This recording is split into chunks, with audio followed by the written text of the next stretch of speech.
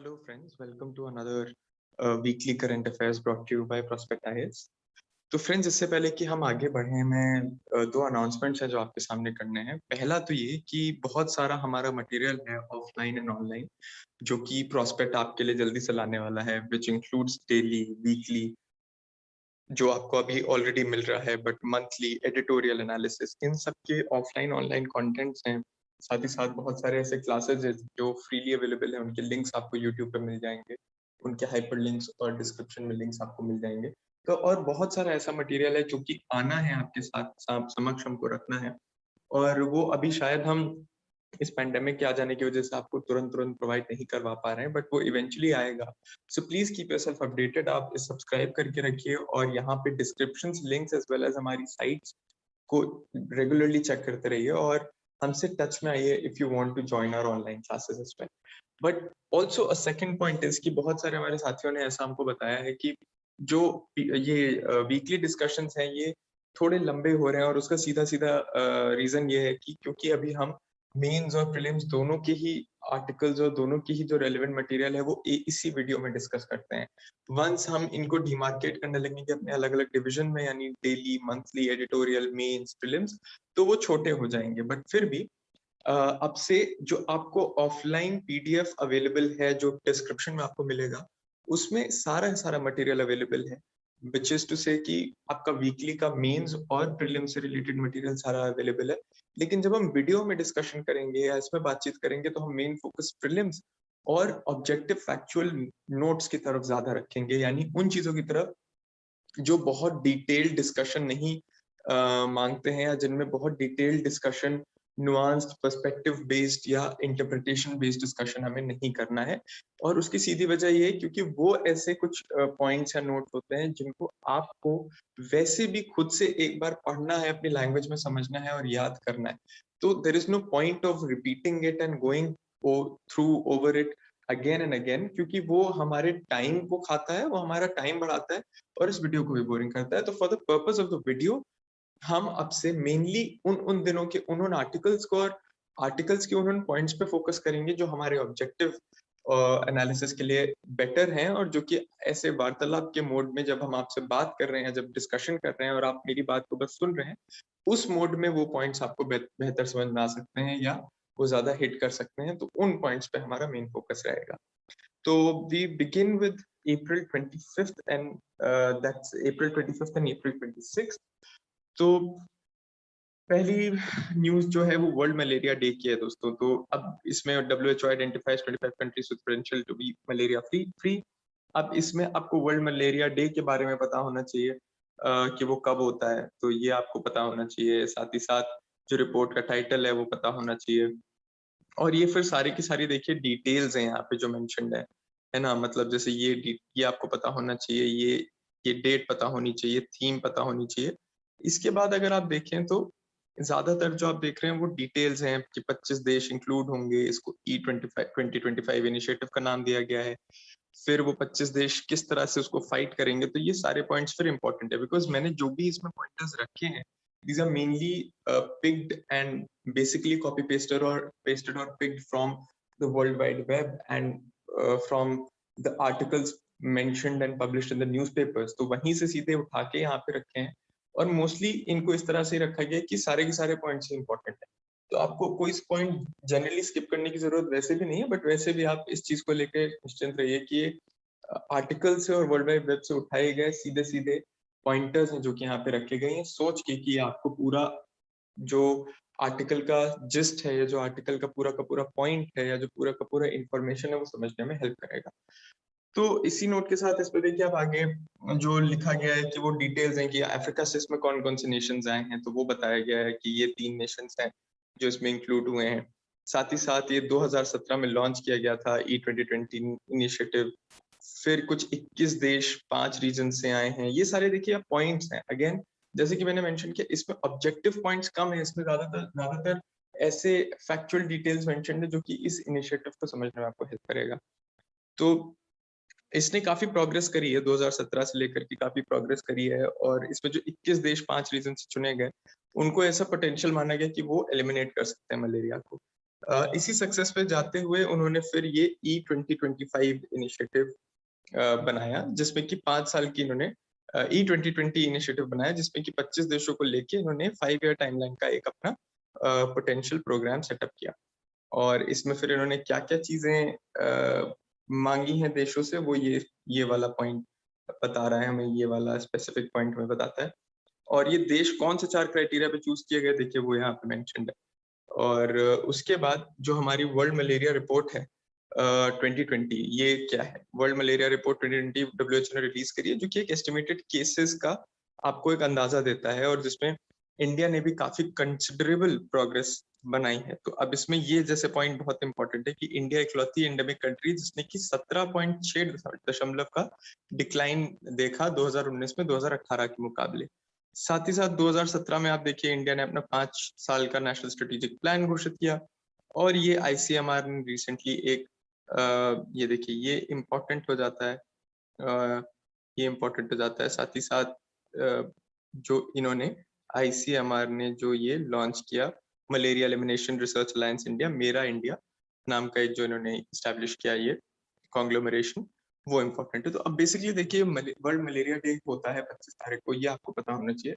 और डब्ल्यूएचओ ने इससे रिलेटेड जो ये पूरा का पूरा 25 देशों के साथ एक पोटेंशियली मलेरिया फ्री 2025 तक करने का एक E2020 करके जो एक इनिशिएटिव निकाला है, ये इम्पोर्टेंट है समझना। और इसके मायने क्या हैं, इसमें कौन से देश इन्वॉल्व हुए, ये सब आपको यहाँ पे मिल जाएगा। तो ये आपके लिए इम्पोर्टेंट है उस तरीके से। इसी के साथ आगे बढ़ते हैं कि ट्रांसपोर्ट मिनिस्ट्री ने एक draft standards for road trains to pave way for fast movement of goods. तो अब ट्रांसपोर्ट मिनिस्ट्री ने एक ड्राफ्ट स्टैंडर्ड्स पब्लिश किया है।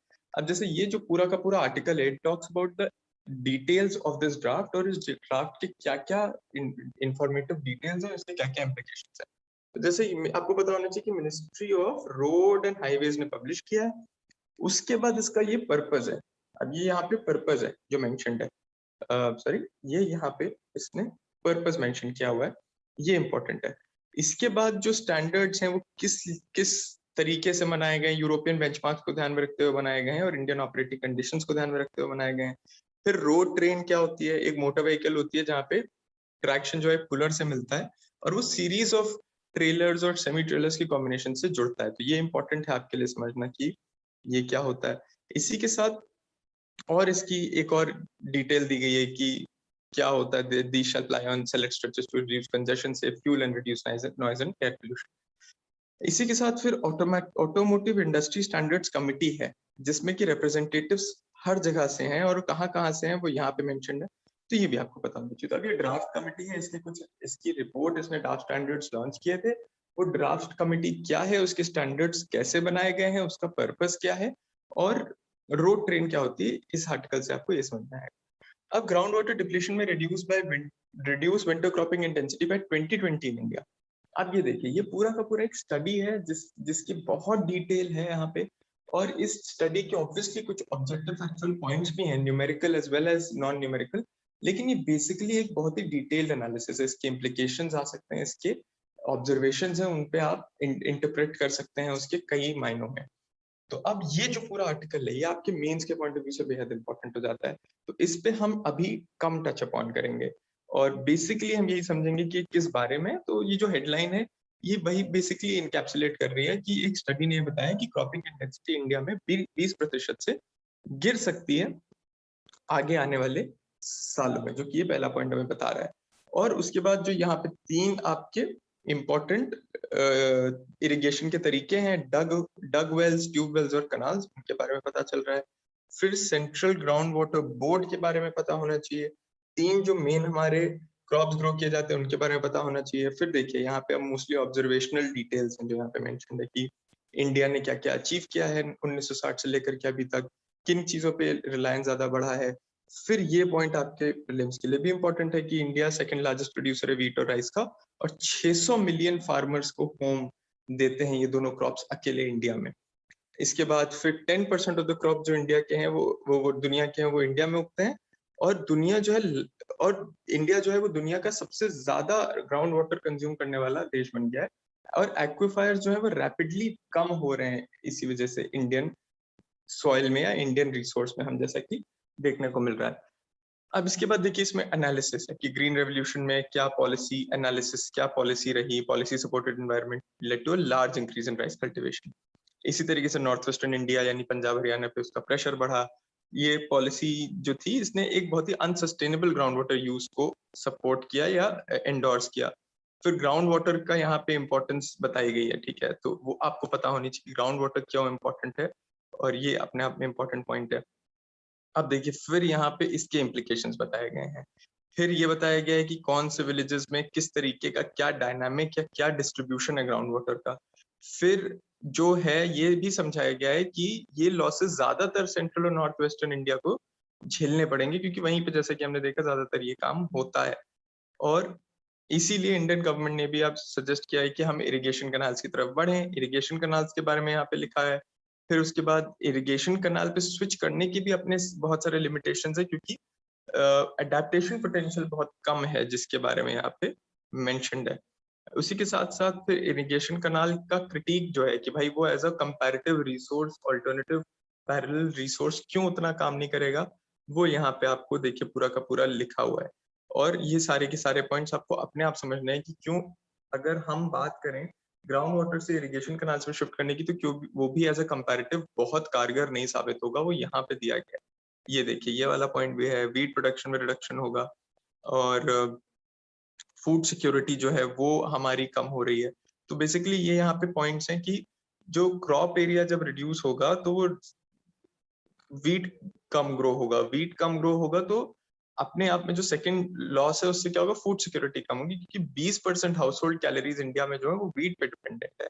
इरिगेशन इंफ्रास्ट्रक्चर जो ईस्टर्न इंडिया में है उसके बारे में भी यहाँ पे मेंशन है कि, लेकिन वही वहां पे भी बोला गया है कि वहां पे ज्यादा रेनफॉल होती है, लेकिन दिक्कत ये है कि क्योंकि इरिगेशन इंफ्रास्ट्रक्चर सही नहीं है, इसलिए वहां का नेचुरल रिसोर्सेज का यूज नहीं कर पाते हैं। इसी तरह से यहाँ पे फिर बेटर पॉलिसी और बेटर एग्रीकल्चरल प्रोडक्टिविटी इंफ्रास्ट्रक्चर की बात की गई है। फिर प्रेशर थोड़ा नॉर्थ वेस्टर्न स्टेट से रिलीज हो, वाटर सेविंग टेक्नोलॉजीज आए, और मतलब कि जैसे स्प्रिंकलर, ड्रिप इरिगेशन और तमाम ये सब, और लेस वाटर इंटेंसिव क्रॉप्स की तरफ भी हम मूव करें, ये भी एक आगे चलते हुए एक तरीके की तरह सुझाया गया है। तो दोस्तों अब देखिए हमने इसको ना करते करते भी इस आर्टिकल को भी हमने काफी टच कर लिया, बिकॉज इस आर्टिकल की अपनी एक ऑब्जेक्टिव फैक्चुअल वैल्यू भी थी। बट आगे चलते चलते हम बहुत सारे ऐसे आर्टिकल्स को स्किप करेंगे, और मैं आपको मेंशन करूंगा कि वो आर्टिकल्स आपको खुद से बाय हार्ट पढ़ने हैं, तो प्लीज आप इस चीज का ध्यान रखिएगा। आगे बढ़ते हुए हम देखते हैं कि महावीर जयंती जो होती है हमारी, वो 25 अप्रैल 2021 को इस बार मनाई गई। One of the most auspicious festivals है। वर्धमान महावीर का जन्मदिन ये मार्क करता है, जो कि 24वें और आखिरी तीर्थंकरा थे, जिन्होंने कि 23वें तीर्थंकरा परशवनाथ को सक्सीड किया था। अब लॉर्ड महावीर जो हैं वो 13वें दिन चैत्रा के 13वें दिन बॉर्न हुए थे। ब्राइट हाफ मून था, तो ये पता होना चाहिए। ग्रेगोरियन से कैलेंडर के हिसाब से मार्च या अप्रैल में बनता है। इस इनके प्रोसेशन को हम रथ यात्रा के नाम से जानते हैं। और ये देखिए प्रेयर्स और जैन प्रेयर्स या स्थापन्स को भी बताया गया है कि जो अभिषेक होता है उसके बारे में, सेरेमोनियल बात को अभिषेक बोलते हैं। फिर महावीर के बारे में यहाँ पे इंफॉर्मेशन है कि वो किंग सिद्धार्थ और कुंदग्रमा और क्वीन त्रिशाला एक लिच्छवी प्रिंसेस थी, उनसे 540 बीसी में वज्जी किंगडम में बॉर्न हुए थे, जो कि मॉडर्न डे वैशाली है। और महावीर जो है वो इक्ष्वाकु डायनेस्टी को बिलोंग करते थे, और उनका नाम वर्धमाना था, जिसका मतलब है वन हु ग्रोस। बहुत ही सिंपल आर्टिकल है दोस्तों, this is very important for your information, informative knowledge. आगे बढ़ते हैं। Now fill up vacant post of NCM chairperson it's high court centre. इसमें आपको देखिए नेशनल कमीशन फॉर माइनॉरिटीज पता होना चाहिए, और मैं सारे ही पॉइंट्स मार्क कर रहा हूँ because this article basically talks about कि आपकी माइनॉरिटी कमीशन जो 1978 में बनी, उसके बाद वो माइनॉरिटी कमीशन किस तरह नेशनल कमीशन फॉर माइनॉरिटीज बनी।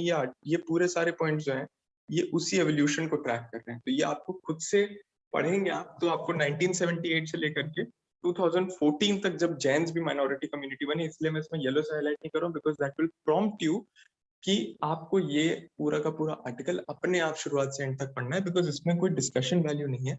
इसमें शुरुआत से एंड तक एवोल्यूशन बताया जा रहा है कि 1978 से लेके प्रेजेंट टाइम तक माइनॉरिटी कमीशन जो था वो नेशनल कमीशन फॉर माइनॉरिटीज कैसे बना और उसके काम क्या बने और उसमें कौन से फीचर्स ऐड हुए। तो ये basically it is about that. Now moving forward, exercise Varun है। जो ये एक्सरसाइज वरुण है, 19th एडिशन 2021 में बना, जो कि Indo French navy bilateral exercise. अब इसमें इसी सिलसिले में बताया गया कि एक फ्रेंच लेड नेवल एक्सरसाइज होती है ला पेरूस, जिसमें कि यूएस, ऑस्ट्रेलिया और जापान की नेवीज ने भी पार्ट लिया था। उसमें इंडिया ने भी इसी साल शुरुआत में पार्ट लिया था। फिर इसमें Indo French bilateral maritime exercises का भी यहाँ पे हमें देखिए बताई गई हैं डिटेल्स कि क्या इसकी इंपॉर्टेंस है, क्यों ये, कि इनके पर्पस क्या है, इनके गोल्स क्या है, कौन से म्यूचुअल वैल्यूज जो शेयर करते हैं ये दोनों देश जब ये एक्सरसाइज में पार्ट लेते हैं। पहली बार यूएई ने भी इसमें पार्ट लिया, ठीक है। उसके बाद जो ये एक्सरसाइज थी वो क्लेमेंकाउ 21 नाम के डिप्लॉयमेंट का हिस्सा थी। तो ये सारे पॉइंट्स आपको पता होने चाहिए। साथ ही साथ इसका गोल अगेन देखिए क्या है। इस डिप्लॉयमेंट में कैरियर स्ट्राइक ग्रुप ने और जैसे एंटी आईसिस ऑपरेशंस में भी पार्ट लिया, ये पता होना चाहिए। फिर इस एक्सरसाइज में हम क्या क्या और एक्सरसाइजेस या ऑपरेशंस देखेंगे वो पता होना चाहिए। और सबसे इंपॉर्टेंट है कि जो हमारे डेजर्ट नाइट 21 एंड गरुण जो कि एयर एक्सरसाइज है, वरुण जो कि नेवल एक्सरसाइज है, शक्ति जो कि आर्मी एक्सरसाइज है, ये भी हमें पता होना चाहिए। तो अगेन इसमें हमें इस पर्टिकुलर एक्सरसाइज और इन तीनों एक्सरसाइज के बारे में पता होना चाहिए। इंडो फ्रेंच वैल्यूज कौन से शेयर होती हैं when we indulge in this exercise with the French navy, वो पता होना चाहिए। और इस पर्टिकुलर साल जो वरुण एक्सरसाइज हुई उसके क्या डायनामिक्स थे, जैसे यूएई का पार्टिसिपेशन, कौन कौन से ऑपरेशंस किए गए, वो सब इसमें मेंशन्ड है। और वो आपको एक बार उसके थ्रू जाना है in order to understand it better. Justice N V Ramana sworn in as the 48th CJI. बहुत ही बेसिक मतलब न्यूज है जो समझने के लिए आपके लिए सामने मौजूद है। कुछ बहुत बेसिक ऑब्जेक्टिव्स हैं जो मैं मार्क कर रहा हूँ, वो आपको इसमें पता होने चाहिए कि वो क्या क्या हैं। ये सारे ही points objective point of view से इम्पोर्टेंट है। और जो मैं रेड में मार्क कर रहा हूँ, you can also like just go through them, but objective वाले तो आपको पता ही होने चाहिए because they are important to understand कि सुप्रीम कोर्ट के चीफ जस्टिस और जजेस कैसे अपॉइंट होते हैं। तो कोलेजियम सिस्टम के बारे में पता होना चाहिए। कोलेजियम सिस्टम किसी कॉन्स्टिट्यूशनल अमेंडमेंट या कॉन्स्टिट्यूशनल प्रोविजन या एक्ट ऑफ पार्लियामेंट के तहत नहीं चलता है, बल्कि जो साल दर साल जजमेंट दिए गए हैं उनके बेसिस पे चलता है। इसीलिए मैंने ये पॉइंट मार्क किया है। That is how it is an unique and different system which exist in our country.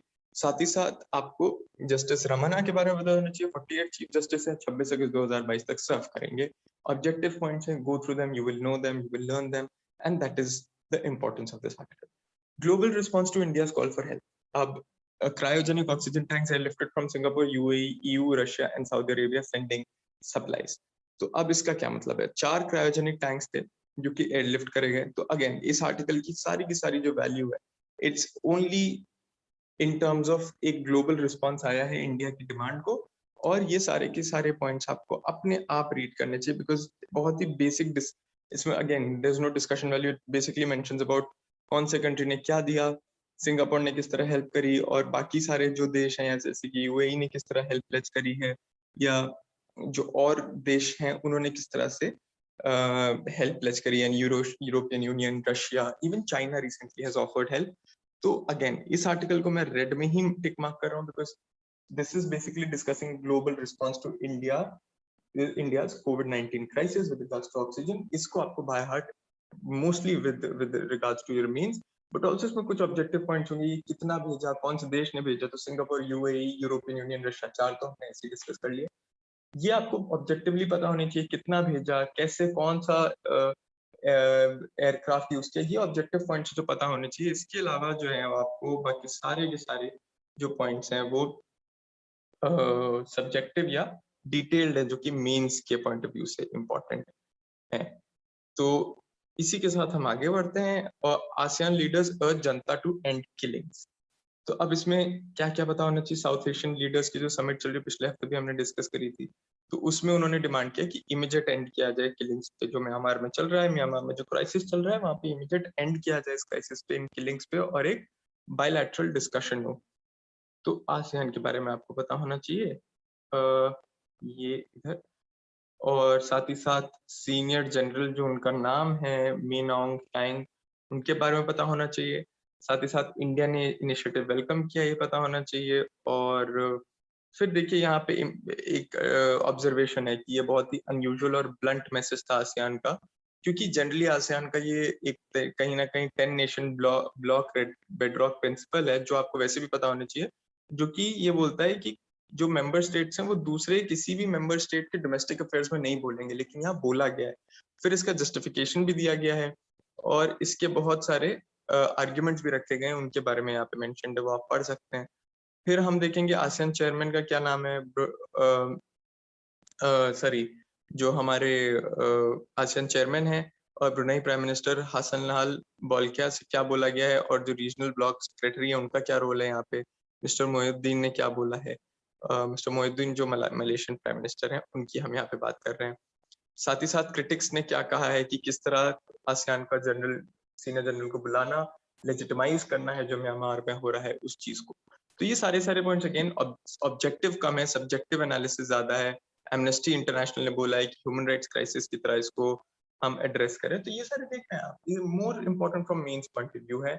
जब आप उनको मेंस के पॉइंट ऑफ व्यू से पढ़ेंगे, लर्न करेंगे और अपनी लैंग्वेज देख के समझेंगे, तो जो उनके कुछ कुछ छोटे छोटे ऑब्जेक्टिव पॉइंट्स प्रीलिम्स के लिए भी इंपॉर्टेंट होते हैं, वो ऑटोमेटिकली आपको लर्न होते जाएंगे and you will realise that only later on, क्योंकि आप तो उनको सेंटेंस बाय सेंटेंस मेंस के लिए लर्न कर रहे थे, बट क्योंकि आप अपनी लैंग्वेज देख के बाय हार्ट लर्न कर रहे हो या समझ रहे हो, जो उसके छोटे ऑब्जेक्टिव पॉइंट्स हैं वो जो कि प्रीलिम्स के लिए इंपॉर्टेंट है, वो खुद ब खुद आपको लर्न हो जाएंगे। और यही मेंस की खासियत होती है कि जब आप उनको लर्न कर रहे होते हो, समझ रहे होते हो, तो उनके जो इन बिटवीन छुपे हुए प्रीलिम्स के लिए इंपॉर्टेंस रखने वाले जो पॉइंट्स होते हैं वो आपको खुद ब खुद याद हो जाते हैं। लेकिन ऐसा अदर वे अराउंड नहीं होता, यानी प्रीलिम्स लर्न करते हो तो आप मेंस नहीं प्रिपेयर कर सकते हो। तो आगे बढ़ते हुए, डिफाइन टर्की, यूएस ने अर्मेनियन जेनोसाइड को रिकॉग्नाइज किया। इंपॉर्टेंट है। अर्मेनियन जेनोसाइड जो कि अर्मेनियंस को ऑटोमन टर्क्स ने 1915 से लेकर के 1917 तक मारा था, उसको as an act of genocide America ने रिकॉग्नाइज कर लिया है। अब ये सारे पॉइंट्स इंपॉर्टेंट हैं। ये पहले ये 3 पॉइंट्स मैंने ऑब्जेक्टिवली इंपॉर्टेंट थे वो मार्क कर दिए। फिर वर्ल्ड वॉर और हिस्ट्री में हम जाके यहाँ समझ रहे हैं कि किस तरह से यहाँ पे ये जेनोसाइड हुआ, कितने लोग, 1.5 मिलियन लोग मारे गए, किस तरह से एक्नॉलेजमेंट्स हुए अलग अलग देशों द्वारा, इस एक्नॉलेजमेंट का यूएस टर्की रिलेशनशिप पे क्या इफेक्ट पड़ेगा, ये पॉइंट आपको ये बता रहा है। फिर इस अमेरिका के अलावा 30 और देश हैं ऐसे जो कि इसको officially as a genocide recognise करते हैं। टर्की का इस पे क्या इम्पैक्ट पड़ेगा, ये इकलौता पॉइंट जो इसके बारे में बता रहा है कि दोनों ही जो है नॉर्थ अटलांटिक ऑर्गेनाइजेशन एलाइज हैं, लेकिन दोनों के रिलेशनशिप्स बहुत ही स्ट्रेन्ड हैं, और इसी वजह से किन वजहों से स्ट्रेन्ड है वो यहाँ पे मेंशन्ड है, और इस पे टर्की पे क्या प्रभाव पड़ेगा उसकी भी बात करिए। टर्की इसको एट्रोसिटी की तरह तो रिकॉग्नाइज करता है, लेकिन उसको जिनोसाइड नहीं रिकॉग्नाइज करता है, और उसके नंबर्स को भी वो चैलेंज करता है अपने आप में।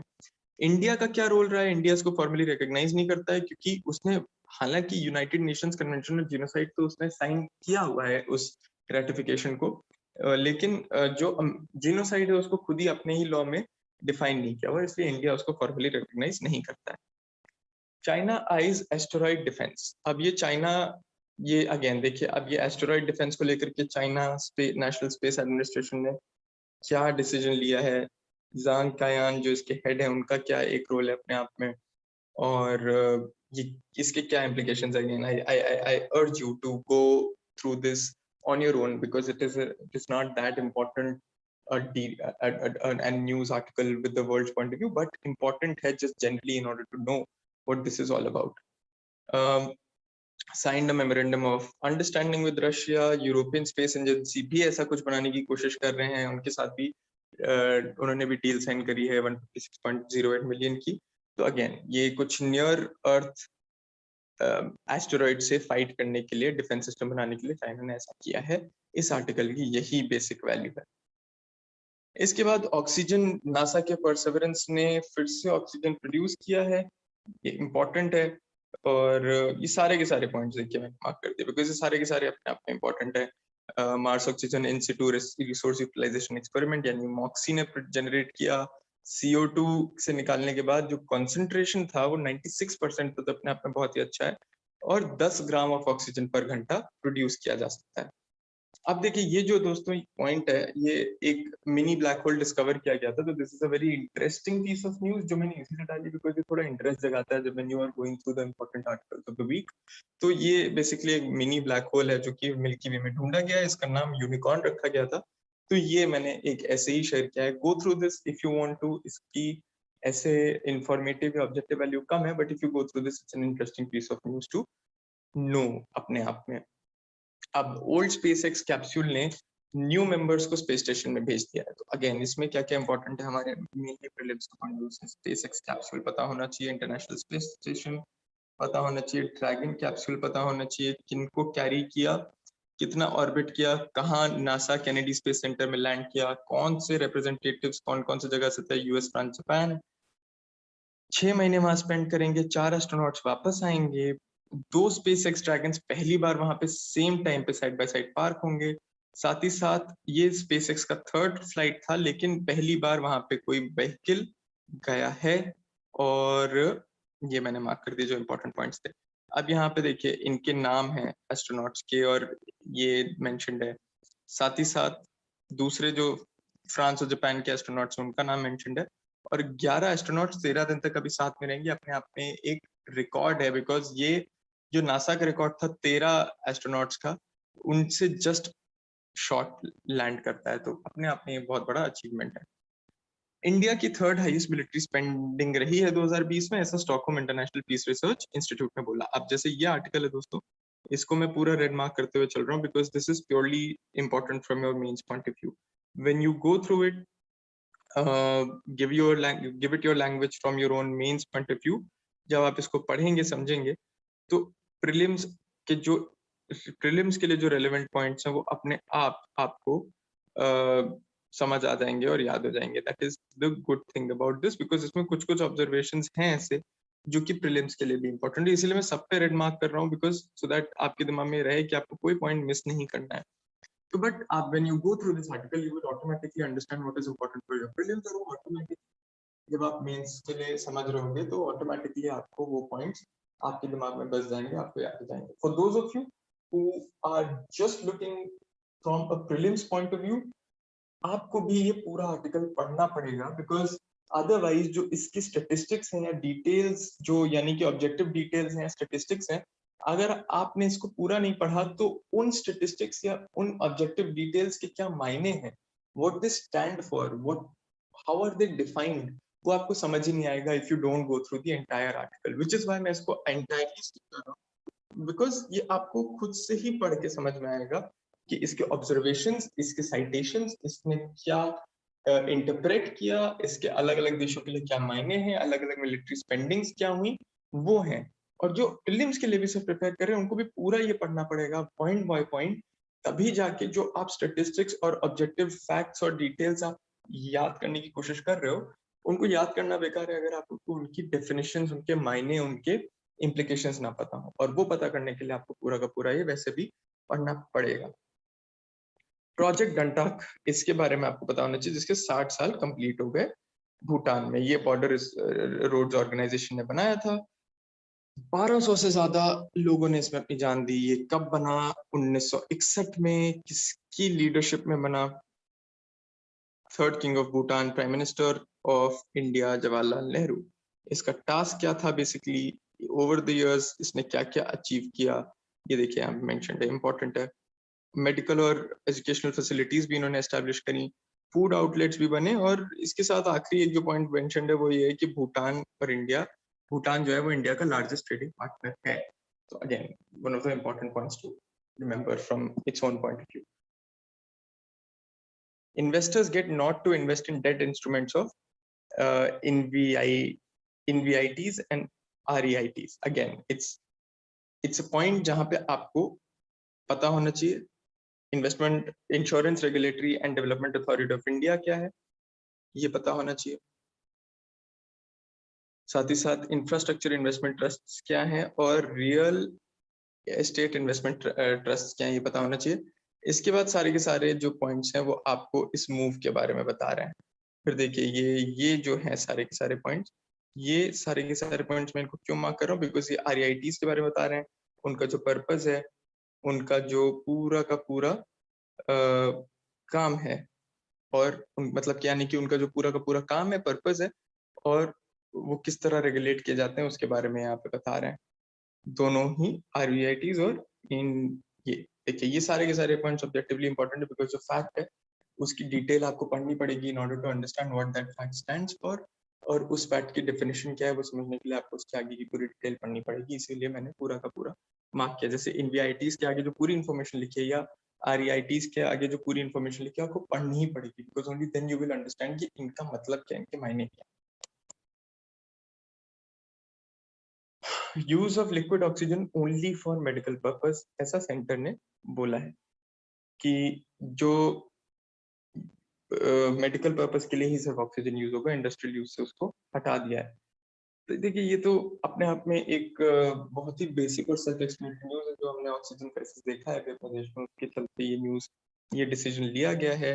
देखिए, ये अपने आप में एस्टैब्लिश कर रहे हैं पॉइंट। अब यहाँ पे कुछ रीजंस बताए गए। ये न्यूज आपको कंटिन्यूसली फॉलो करनी है दोस्तों, because these reasons are not the only reasons, these are not the only bit of details that you need to know about this COVID-19 से रिलेटेड। एक पूरा बल्क ऑफ मटेरियल है जो आप तक हम अलग उसका एडिशन लेके आएंगे। बट अभी के लिए इस पॉइंट, इस पूरे आर्टिकल के ये जो कुछ रीजंस दिए गए हैं और जो इसकी स्टेप्स लिए गए हैं, उनको इतना ही आप अभी पढ़ लें तो वो भी अभी काफी है। वो जब एडिशन आएगा तो आप उसको डिटेल में समझ लीजिएगा, बट अभी आप इन स्टेप्स को भी एक बार बाय हार्ट समझ लीजिएगा। Vivad se Vishwas, last date for making payments extended. इसका क्या मतलब है? Center has extended the deadline for payment of amount payable under Vivad se Vishwas scheme without any additional amount for to June 20th 2021। अपने आप में समझ में आ रहा है। अब विवाद से विश्वास स्कीम क्या है ये आपको पता होनी चाहिए। ये इसमें यहाँ पे मेंशन्ड है। The settlement of disputed tax and interest penalty or fees in relation to an assessment or reassessment order and payment of 100% of the disputed tax and 25% of the disputed penalty or interest or fee। ये है basically. Immunity क्या grant करता है, ये क्या किस तरह से हेल्प करता है लोग की, यहाँ पे लास्ट में मेंशन्ड है। छोटा सा आर्टिकल है, you should understand it. Gambia जो है वो सेकंड अफ्रीकन देश बना जिसने कि ट्रकोमा को एलिमिनेट किया। सारे के सारे पॉइंट्स इसमें ऑब्जेक्टिवली इंपॉर्टेंट। ट्रकोमा क्या है? ट्रकोमा किस घाना ने सबसे पहले हटाया, फिर गैम्बिया ने हटाया, और किस तरह से ये कॉज होता है, ये कंटेजियस है, किस तरह से ये कॉज होता है, फैलता है, ये बताया गया है। और डब्ल्यूएचओ ने 2030 तक टारगेट रखा है और इंडिया ने इसको 2017 में ही हटा दिया था। 14 लोग केव में स्पेंड करते हैं और अपना सेंस ऑफ टाइम लूज कर देते हैं। This is the deep time project.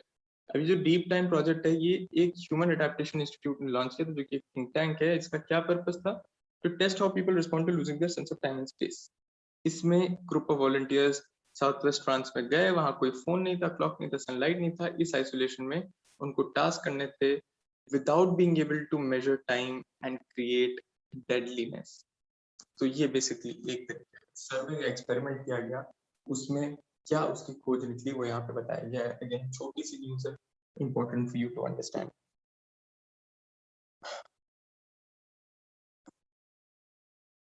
इसी के साथ friends will move to 27th of April. 27th of April में क्या है? मोदी बाइडेन डिस्कस कोविड-19 यूएस एड। तो अब यहाँ पे देखिए, ये अगेन इट्स टेलीफोनिक कॉन्वर्सेशन उन्होंने डिस्कस किया है। डिस्कशन में एड की बात करी गई जो कि यूएस इंडिया को देगा, ऐसा रिक्वेस्ट करा गया। अगेन इस आर्टिकल की मेनली मेंस के पॉइंट ऑफ व्यू से इंपॉर्टेंस है, तो इसीलिए I will leave it here. इसमें से कुछ पॉइंट्स को हमने लार्जली इलैबोरेट किया है, कुछ टर्म्स को उठा के हमने वो उनकी इस कॉन्टेक्स्ट में ज्यादा रेलेवेंस नहीं थी, बट हमने उनको उठा के विदाउट रेलेवेंस भी इलैबोरेट किया है, एक्सप्लेन किया है। तो उनको आप समझ लीजिएगा, तो आप पढ़ लीजिएगा, क्योंकि वो हमें लगता है कि मेंस के पॉइंट ऑफ व्यू से इंपॉर्टेंट है। And for those of you who are looking for objective points, this is not really an important piece of article for you, but हाँ, once you go through it, आप कुछ कुछ terms जो हमने elaborate किए उन पे एक बार नजर जरूर फेर लीजिएगा, क्योंकि वो आपको learn करके शायद मदद हो। बट पूरा आर्टिकल आपको इंटायरिटी में पढ़ने की जरूरत नहीं। तो ये देखिए, अब क्या क्या रिक्वेस्ट किया गया है, क्या क्या मूव्स लिए गए हैं। सिंगापुर ने जो डोनेट किया, दूसरे देशों ने जो डोनेट किया या अनाउंस किया, ये सब यहाँ पे देखिए मेंशन है। तो for those of you who are going for objective points as well, जो प्रीलिम्स के पॉइंट ऑफ व्यू से, आप अगर इन पॉइंट्स को बस एक बार रीड थ्रू भी कर लोगे तो आपको समझ में आ जाएगा कि इनकी ऑब्जेक्टिव वैल्यू क्या है, वो आपको याद हो जाएगी। जो टर्म्स हैं जिनको थोड़ा एलैबोरेट किया गया है, उसके एलैबोरेशन पे भले ही ना ध्यान दीजिए, लेकिन उन टर्म्स पे एक बार जरूर अपनी नजर कर लीजिए, बिकॉज वो आपको याद हो जाएगा और वो आपके लिए एक इम्पोर्टेंट अपग्रेडेशन हो जाएगा अपने आप। सॉरी, वो एक इम्पोर्टेंट डेवलपमेंट हो जाएगा आपके लिए, एक एसेट हो जाएगा आपके लिए अपने आप में। So moving forward, India ranked 49th in the Chandler Good Government Index. तो फिनलैंड ने इसको टॉप किया है। CGGI जो है वो चैंडलर इंस्टीट्यूट ऑफ गवर्नेंस, जो कि एक प्राइवेट नॉन प्रॉफिट ऑर्गेनाइजेशन है सिंगापुर में, वो निकालता है। इसने 104 कंट्रीज को क्लासिफाई किया था गवर्नमेंट कैपेबिलिटी और आउटकम के बेसिस पे। ईच कंट्री जो है वो 50 ओपन पॉइंट्स पे होती है और 7 पिलर्स होते हैं इसके बेसिकली। तो वो क्या क्या है आपके? Leadership and foresight, robust laws and policies, strong institutions, financial stewardship, attractive marketplace, global influence and reputation and helping people rise. अब इसके बाद जो है वो इसके पर्पस और इसकी इंपॉर्टेंस बताई गई है कि किस तरह से गवर्नमेंट लीडर्स और पब्लिक ऑफिसर्स को अपने पब्लिक इंस्टीट्यूशनल कैपेसिटी स्ट्रेंथन करने में हेल्प करता है, पॉलिसी मेकर्स को किस तरह हेल्प करता है, और फिर उसके बाद Asian nation, south east Asian Nations की रैंक बताई गई है। India 49th, Sri Lanka 74th, Pakistan 90th and Nepal 92nd। आगे बढ़ते हैं। Best chance of crop diversification is through animal agriculture. As countries become rich, they consume more animal protein and fruits and vegetables. तो ये अपने आप में देखिए एक स्टडी है, ठीक है, ये अपने आप में एक स्टडी है कि जो 3 नए फार्म लॉज आए हैं उसके बाद इंडिया का एग्रीकल्चरल सेक्टर किधर जा रहा है। तो ये इंडियन एक्सप्रेस का बेसिकली एक आर्टिकल है जो एक्सप्लेन करके उनके बहुत सारे आते हैं, mainly important from your mains perspective. तो I'll mark them accordingly. Crop diversification आपको पता होना चाहिए, क्रॉपिंग सिस्टम पता होना चाहिए, टाइप्स क्या हैं ये पता होना चाहिए, और उसके बाद तो फिर अगेन एक्सप्लेनेटरी पॉइंट्स हैं। एनिमल हस्बेंड्री क्या है ये पता होना चाहिए। ये देखिए ये यहाँ पे पता होना चाहिए। अगेन फिर ऑब्जर्वेशनल पॉइंट है, फिर एक ऑब्जर्वेशनल पॉइंट है, फिर यहाँ पे देखिए ये एनालिसिस कर रहे हैं, डिस्कस कर रहे हैं कि किस तरह से ये इफेक्ट करता है। जो बहुत सारी एडवर्स कंडीशंस जो वेदर की आती है किस तरह इफेक्ट करती हैं वो इस पॉइंट में बताते हैं। फिर इंडियन पॉपुलेशन जो है वो किन किन दिक्कतों से जूझता है इन सब चीजों की वजह से, वहाँ वो यहाँ पे डिस्कस हो रहा है। इंडियन गवर्नमेंट ने क्या नया टारगेट बनाया है, नेशनल फूड सिक्योरिटी मिशन क्या है, और ये पूरा का पूरा पॉइंट ऑब्जेक्टिवली भी काफी इंपॉर्टेंस रखता है। Adoption of crop diversification, health and conservation of natural resources, तो ये देखिए इसकी इंपॉर्टेंस बताई गई है। सॉइल हेल्थ कार्ड क्या अपने आप में इंपॉर्टेंस है ये देखिए बताई गई है। जो ज्यादातर क्रॉप एरिया है वो डिपेंडेंट है रेनफॉल पे, और सब optimal and over use of resources जो है लैंड और वाटर का, रिसोर्सेज का, उसका एक नेगेटिव इम्पैक्ट है ये बताया है। फिर animal agriculture is the second largest contributor to human made green house gases emissions and fossil fuels and is leading case of deforestation, water and air pollution and biodiversity loss. inadequate supply of seeds and plants of improved cultivars, ये भी अपने आप में एक दिक्कत है। Fragmentation of land holding, less favouring modernization mechanization of agriculture, तो यहाँ पे प्रॉब्लम्स डिस्कस हो रही हैं बेसिकली। पुअर बेसिक इंफ्रास्ट्रक्चर है, रूरल रोड्स, पावर ट्रांसपोर्ट, हर चीज का। इनएडिक्वेट पोस्ट हार्वेस्ट टेक्नोलॉजीज हैं, इनएडिक्वेट इंफ्रास्ट्रक्चर है हार्वेस्ट के बाद की सिचुएशन से डील करने का, यानी कि जो पेरिशेबल हॉर्टिकल्चरल प्रोड्यूस है उससे हम कैसे डील करें, यानी जो सड़ जाता है सामान उसे हम कैसे स्टोर करें, उसका हम बेस्ट पॉसिबल ऑप्टिमल यूज कैसे करें, उसकी दिक्कत है। वीक एग्रो बेस्ड इंडस्ट्री है, weak research extension farmer linkages है, इनएडिक्वेट ट्रेन्ड ह्यूमन रिसोर्स है, बहुत सारे डिजीज और पेस्टिसाइड्स के बहुत सारे इश्यूज हैं। फिर डेटाबेस हॉर्टिकल्चरल क्रॉप्स पे जो डेटा है, यानी कि जो हमारे पास मौजूद इंफॉर्मेशन है या जो डेटा जो है असिस्ट करता है वो नहीं है। इन्वेस्टमेंट, यानी कि जो लोग बहुत सारे इन्वेस्टमेंट करता है एग्रीकल्चर सेक्टर में वो रिड्यूस हुआ है। रेफ्रिजरेशन सिस्टम जो है वो भी अच्छा नहीं है। और सब मिशन ऑन एग्रोफोरेस्ट्री स्कीम, अब यहाँ पे क्या बता रहे हैं, ये स्कीम्स के बारे में हम बात करने लगे, सिस्टम्स के बारे में बात करने लगे। तो सब मिशन, प्रधानमंत्री फसल बीमा योजना, mega food parks, seed hub centres. अब इसके बाद कुछ मतलब इन जनरल पॉइंट्स है कि आगे किस तरह से इससे डील किया जा सकता है। तो वो ये 3 पॉइंट्स है बेसिकली कि किस तरह से इन सब चीजों से आगे चल के डील किया जा सकता है। Power Grid launches PG Invite could offer 18 more assets in future. Again power grid corporation of India क्या है पता होना चाहिए, इंफ्रास्ट्रक्चर इन्वेस्टमेंट ट्रस्ट क्या है पता होना चाहिए, और power grid infrastructure investment trust क्या है ये भी पता होना चाहिए। फर्स्ट टाइम है जब एक स्टेट ओन्ड एंटिटी ने मोनेटाइज किया अपने इंफ्रास्ट्रक्चर को थ्रू द इनवाइट रूट। ये तीसरी बार होगा जब इंडियन मार्केट्स में ये लिस्ट होगा। तो अगेन देखिए ये डिटेल्स जो हम बात कर रहे हैं कि ये इसके क्या इम्प्लीकेशंस हैं, ये जो इंफ्रास्ट्रक्चर इन्वेस्टमेंट ट्रस्ट है ये क्या है, तो ये अपने आप में इम्पोर्टेंट पॉइंट है जो पता होना चाहिए। ये देखिए फिर ये वाला पॉइंट भी इम्पोर्टेंट था। फिर इनको एक मॉडिफाइड वर्जन ऑफ आरईआईटीज के भी रूप में यूज किया जा सकता है। होल्ड इनको इनकम जनरेटिंग और ऑपरेशनल स्ट्रक्चर्स के लिए होल्ड किया जा सकता है, मतलब कि जिससे कि ये इसलिए क्रिएट किया जा रहा है जैसे कि ये सब क्रिएट करे, roads, power transmission lines, gas pipelines, in operational infrastructure assets को भी क्रिएट करें। फिर इनका लॉन्ग टर्म कॉन्ट्रैक्ट होता है स्ट्रॉन्ग काउंटर पार्टीज के साथ जो कि बहुत ही स्टडी कैश फ्लो देते हैं लॉन्ग पीरियड में। फिर इनको रेगुलेट कौन करता है, हमने पीछे भी अभी किया था बट यहाँ पे भी एक बार हम लिख लेते हैं। अब इनवाइट जो है वो 4 एलिमेंट्स उसमें होते हैं, 1 2 3 4, जो यहाँ पे हमने मेंशन किया। अब यूनिट्स ऑफ इनवाइट्स भी होते हैं जो कि हम उनको लगा सकते हैं, ये अगेन एक इम्पोर्टेंट मेंशन है। ये देखिए ये सारे एडवांटेजेस हैं यहाँ पे लिखे हुए हैं, दो एडवांटेजेस यहाँ पे मेंशन्ड है, ये तीसरा एडवांटेज यहाँ मेंशन्ड है, पर डिसएडवांटेजेस 3 मेंशन्ड है इनवाइट्स के। तो ये again this is mainly a mains perspective से पढ़ा जाने वाला आर्टिकल। इसके बहुत सारे एडवांटेज डिसएडवांटेजेस जैसे हैं वो तो आप मेंस की पॉइंट ऑफ व्यू से पढ़ेंगे। बाकी जब पॉइंट्स आएंगे तो you have to understand them from a prelims objective point of view as well. UK's Indo-Pacific tilt, Britain's aircraft carrier to visit India, Japan on maiden deployment। अब देखिए ये इसमें आपको क्या पता होना चाहिए, ये पहला पॉइंट है जो इम्पोर्टेंट है प्रीलिम्स के पॉइंट ऑफ व्यू से। उसके अलावा देखिए सारे के सारे पॉइंट जो है वो मेंस वाले हैं, मतलब ये डिस्कस कर रहा है कि इस पर्टिकुलर मूव के इम्प्लीकेशंस क्या होंगे, इस पर्टिकुलर मूव के अपने अपने मायने क्या है, कि एयरक्राफ्ट कैरियर इंडिया जापान आएगा मेडन डिप्लॉयमेंट करने, तो आखिर इसका मतलब क्या है, यूके सीएसजी क्या है, ये देखिए ये यहाँ पे मेंशन किया, ये इम्पोर्टेंट है, ये इम्पोर्टेंट है, ये भी इम्पोर्टेंट है। बट उसके बाद पर्पस पे हम आ गए। सिंगापुर में engagement, Republic Korea, Japan, India, इसमें क्या इसकी इम्पोर्टेंस अपॉर्चुनिटी मिलेगी यूके की security relationship, starting political ties and supporting UK exports and international trade agenda. अब यूके जो इंडिया का लार्जेस्ट इन्वेस्टर है among the G20 countries. Air force exercise में इंद्रधनुष, नेवी एक्सरसाइज कोंकण और आर्मी एक्सरसाइज अजय वॉरियर, ये important पता होना चाहिए। ये देखिए ये यहाँ पे रिलेशनशिप डिस्कस हो रहा है इंडो पैसिफिक और इंडिया और ब्रिटेन के कॉन्टेक्स्ट में। तो ये सारे points, advantages, disadvantages, opportunities, threats, वो सारी चीजें यहाँ पे हम डिस्कस कर रहे हैं। ये देखिए ये सारे के सारे पॉइंट्स इस तरीके के again important from A means perspective. इसमें जापान का एंगल भी डिस्कस हो रहा है कि जो डिफेंस इंटेलिजेंस वो शेयर कर रहे हैं इंडिया, ऑस्ट्रेलिया, यूके के साथ, वो सिग्निफिकेंट स्टेप है।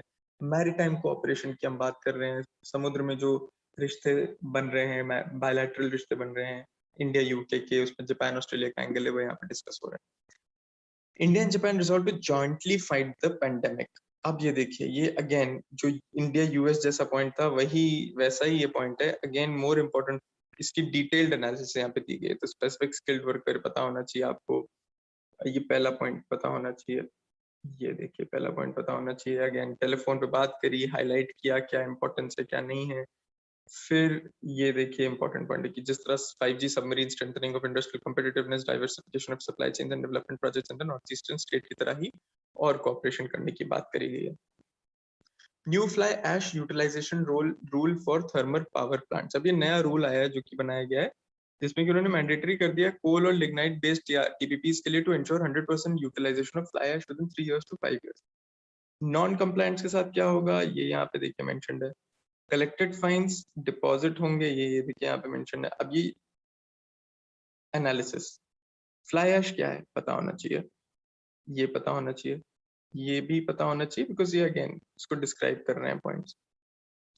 तो ये हमने ये आर्टिकल बहुत सिग्निफिकेंट नहीं है but you will have to go through this in order to understand fly ash क्या है, उसके रिगार्डिंग क्या रूल बनाया गया है, क्या फाइन है, क्या पनिशमेंट है, ये सब चीजें समझने के लिए। RBI caps age at 70 for bank MD, CEO, director positions. तो अब देखिए यहाँ पे इन्होंने एक सेट ऑफ इंस्ट्रक्शंस लिए जो कि हेल्प करेगा कॉर्पोरेट बैंक गवर्नेंस को। तो अब ये बेसिकली इन्होंने 15 साल का बना दिया है कि डायरेक्टर नहीं बन सकते by the same incumbent for more than 15 years. इसका मतलब 3 साल के बाद, कूलिंग पीरियड के बाद वो फिर से रीअपॉइंट जरूर हो सकते हैं, लेकिन 15 साल का कैप उन्होंने बना दिया है। इस पीरियड में ना वो अपॉइंट हो, ना किसी बैंक ग्रुप के ग्रुप एंटिटी में डायरेक्टली इनडायरेक्टली इन्वॉल्व हो। पिछले 2 सालों में स्पेस को risk averse public sector banks was taken up by private banks. The space vacated was taken up by private banks. तो इसलिए ये भी ये किया गया है। inadequate systems of checks and balances are emerging at India's private banks, जैसे कि यस बैंक क्राइसिस में आया। तो लेंडर्स को क्या रिस्क होता है जब वो ओवरऑल उनकी एसेट क्वालिटी improve होती है, जब all lenders are at a risk of rising default rates even though asset quality has improved overall। अब इसकी सिग्निफिकेंस क्या है वो यहाँ पे 2 पॉइंट्स में मेंशन। तो बेसिकली ये rule is about putting a cap by the RBI, इस वजह से इंपॉर्टेंट है। Farmer body opposes move to bring in staggered FRP payments. पूरा का पूरा पॉइंट आपके मेंस के लिए इंपॉर्टेंट है, but also from the perspective of your prelims as well. तो ये पॉइंट है जैसे इंपॉर्टेंट है, ये पॉइंट इंपॉर्टेंट है, ये पॉइंट भी दोनों के दोनों इंपॉर्टेंट है। एफआरपी पता होना चाहिए। ये इनफैक्ट ये सारे पॉइंट्स ऑब्जेक्टिव के बारे में पता होना चाहिए, सेंट्रल गवर्नमेंट ने उसको किस तरह फिक्स किया है और स्टेट गवर्नमेंट्स का क्या उसमें रोल रहा है, ये सब चीजें में पता होनी चाहिए। इसलिए मैंने येलो में सारे ऑब्जेक्टिव पॉइंट्स ऑलरेडी मार्क कर दिए थे, because most of these are required for both kind of students to know who are preparing mains and as well as prelims. अब अगले पार्ट की तरफ हम बढ़ते हैं। This is the second part of the video. इसमें हम बाकी डेट्स को जल्दी से कवर करेंगे। Citing ecosystem, Supreme Court panel red flags Goa rail project for tweaks in power road plans। अब ये इकोसिस्टम को साइट करते हुए सुप्रीम कोर्ट ने रेड फ्लैग कर दिया। बेसिकली ये एक सुप्रीम कोर्ट जजमेंट ही आप इसको एक तरीके से आपको लेना चाहिए कि एक इम्पोर्टेंट है, क्योंकि red flags Goa rail project, तो गोवा का जो रेल प्रोजेक्ट था उसको इन्होंने रोक दिया एक तरीके से, या उस पर एक तरीके से रेड फ्लैग करना मतलब कि उसको एक बैड बुक्स में डाल देना आप कहेंगे जजमेंट के रूप में, या उसको रोक देना कहेंगे। प्रोजेक्ट को पिछले साल ही सेंटर ने क्लियर किया था डिस्पाइट बहुत सारे कंसर्न्स, जैसे कि ये भगवान महावीर वाइल्ड लाइफ सेंचुरी से होकर निकलता है या मोलन नेशनल पार्क से साउथ गोवा में होकर निकलता है। इसके बावजूद इसको क्लियर किया गया था।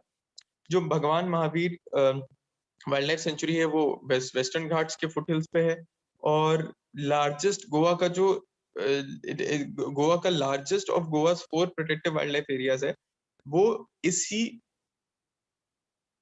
एमएनपी में आता है, या इसी उसमें जो मोलन नेशनल पार्क है उसमें आता है। तो ये इस हिसाब से इंपॉर्टेंट है, बहुत ही छोटी पीस ऑफ न्यूज है, जजमेंट रिलेटेड है, उसी के साथ हमें 2 नेशनल पार्क्स के बारे में पता चलता है। आगे बढ़ते हुए we talk about DRDO developing critical crystal blade technology for aero engines. तो अब इसमें हमें क्या पता होना चाहिए, defence metallurgical research laboratory of DRDO जो है वो जी ऑफ कोर्स वो to develop 5 sets of single crystal high pressure, यानी 5 sets of single crystal high pressure blades using a nickel based super alloy इन्होंने बनाने का प्रोग्राम टेकअप किया है। अब ये नेक्स्ट पॉइंट भी इंपॉर्टेंट है कि helicopters used in strategic and defence applications need compact and powerful arrow engines for their reliable operation at extreme conditions. तो ये अचीव करने के लिए state of the art single crystal blades use करी गई हैं, और साथ ही साथ बहुत कम देश ऐसी कैपेबिलिटी रखते हैं, नेमली यूएसए, यूके, फ्रांस और रशिया। अगेन छोटी न्यूज है, डीआरडीओ से रिलेटेड है, मेटलर्जिकल डिपार्टमेंट के बारे में पता होना चाहिए और इस पर्टिकुलर प्रोजेक्ट के बारे में पता होना चाहिए। Ladakh Ignited Minds, a center of excellence and wellness in Indian Army initiative। तो अब ये इनिशिएटिव जो है ये इंडियन आर्मी का है in association with the Hindustan petroleum corporation limited, जो कि मेंटर और गाइड करेगा लद्दाख के बच्चों को for entrance examinations of various medical and engineering colleges across the country. अब ये फुल टाइम रेजिडेंशियल प्रोग्राम होगा जो कि 12 महीने चलेगा, और कानपुर का एक एनजीओ है जिसका नाम National Integrity and Educational Development Organization है, NIEDO, जो कि इसका एग्जीक्यूटिंग एजेंसी है। तो अगेन बहुत ही बेसिक सी सेल्फ एक्सप्लेनेटरी इसमें पॉइंट्स हैं जो कि हमें समझ में पड़ते ही आ गए।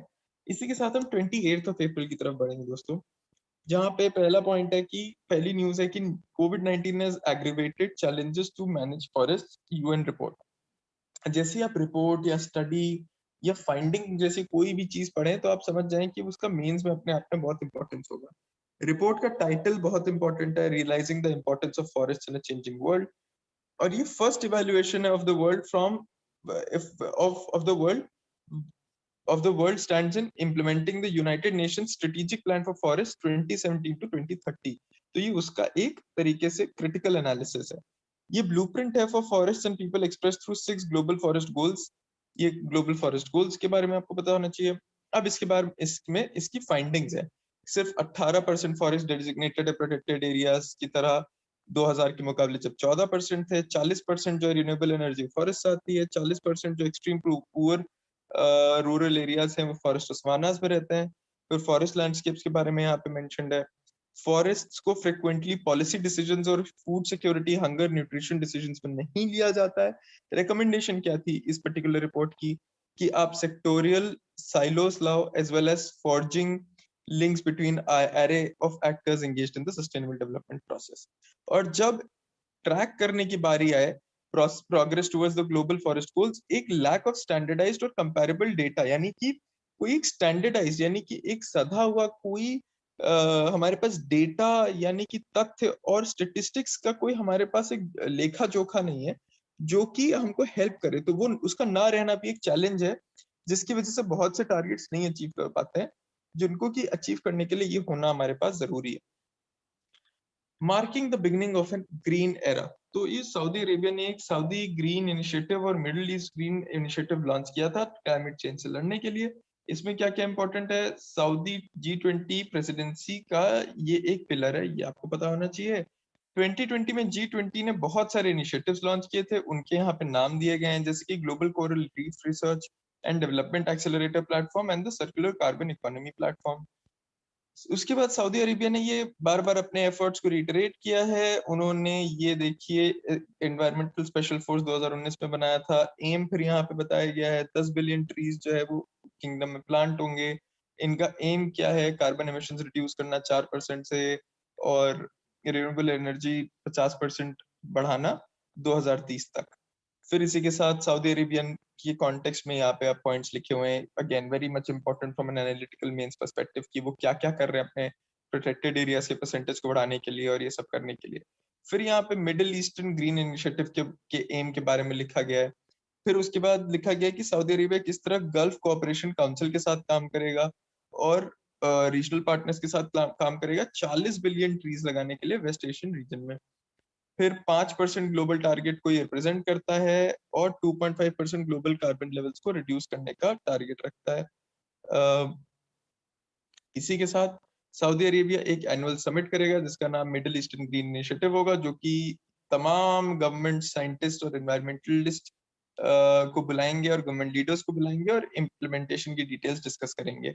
उसके बाद देखिए इसकी डिटेल्स दी हुई है इस पॉइंट में. फिर सऊदी अरेबिया का जो एक टारगेट है वो बताया गया है, उसकी इकोनॉमिक प्रॉस्पेरिटी पे इम्प्लीकेशंस और उनका जो इंटेंट और मेन टारगेट पर्पस है वो यहाँ पे इन 3-4 पॉइंट्स में एस्टैब्लिश किया गया, जो कि आगे आपको बाय हार्ट करना पड़ेगा. इसमें कोई ऑब्जेक्टिव फैक्चुअल वैल्यू नहीं है, but obviously you need to know कि ये क्यों कर रहा है सऊदी अरेबिया, इसके पर्पस क्या है और वो क्या इंटेंट करते हैं अचीव करना, क्या अचीव करना वो इंटेंट कर रहे हैं यहाँ पे. इसी के साथ हम आगे बढ़ते हैं. Australia India Japan trade ministers joint statement on launch of supply chain resilience initiative.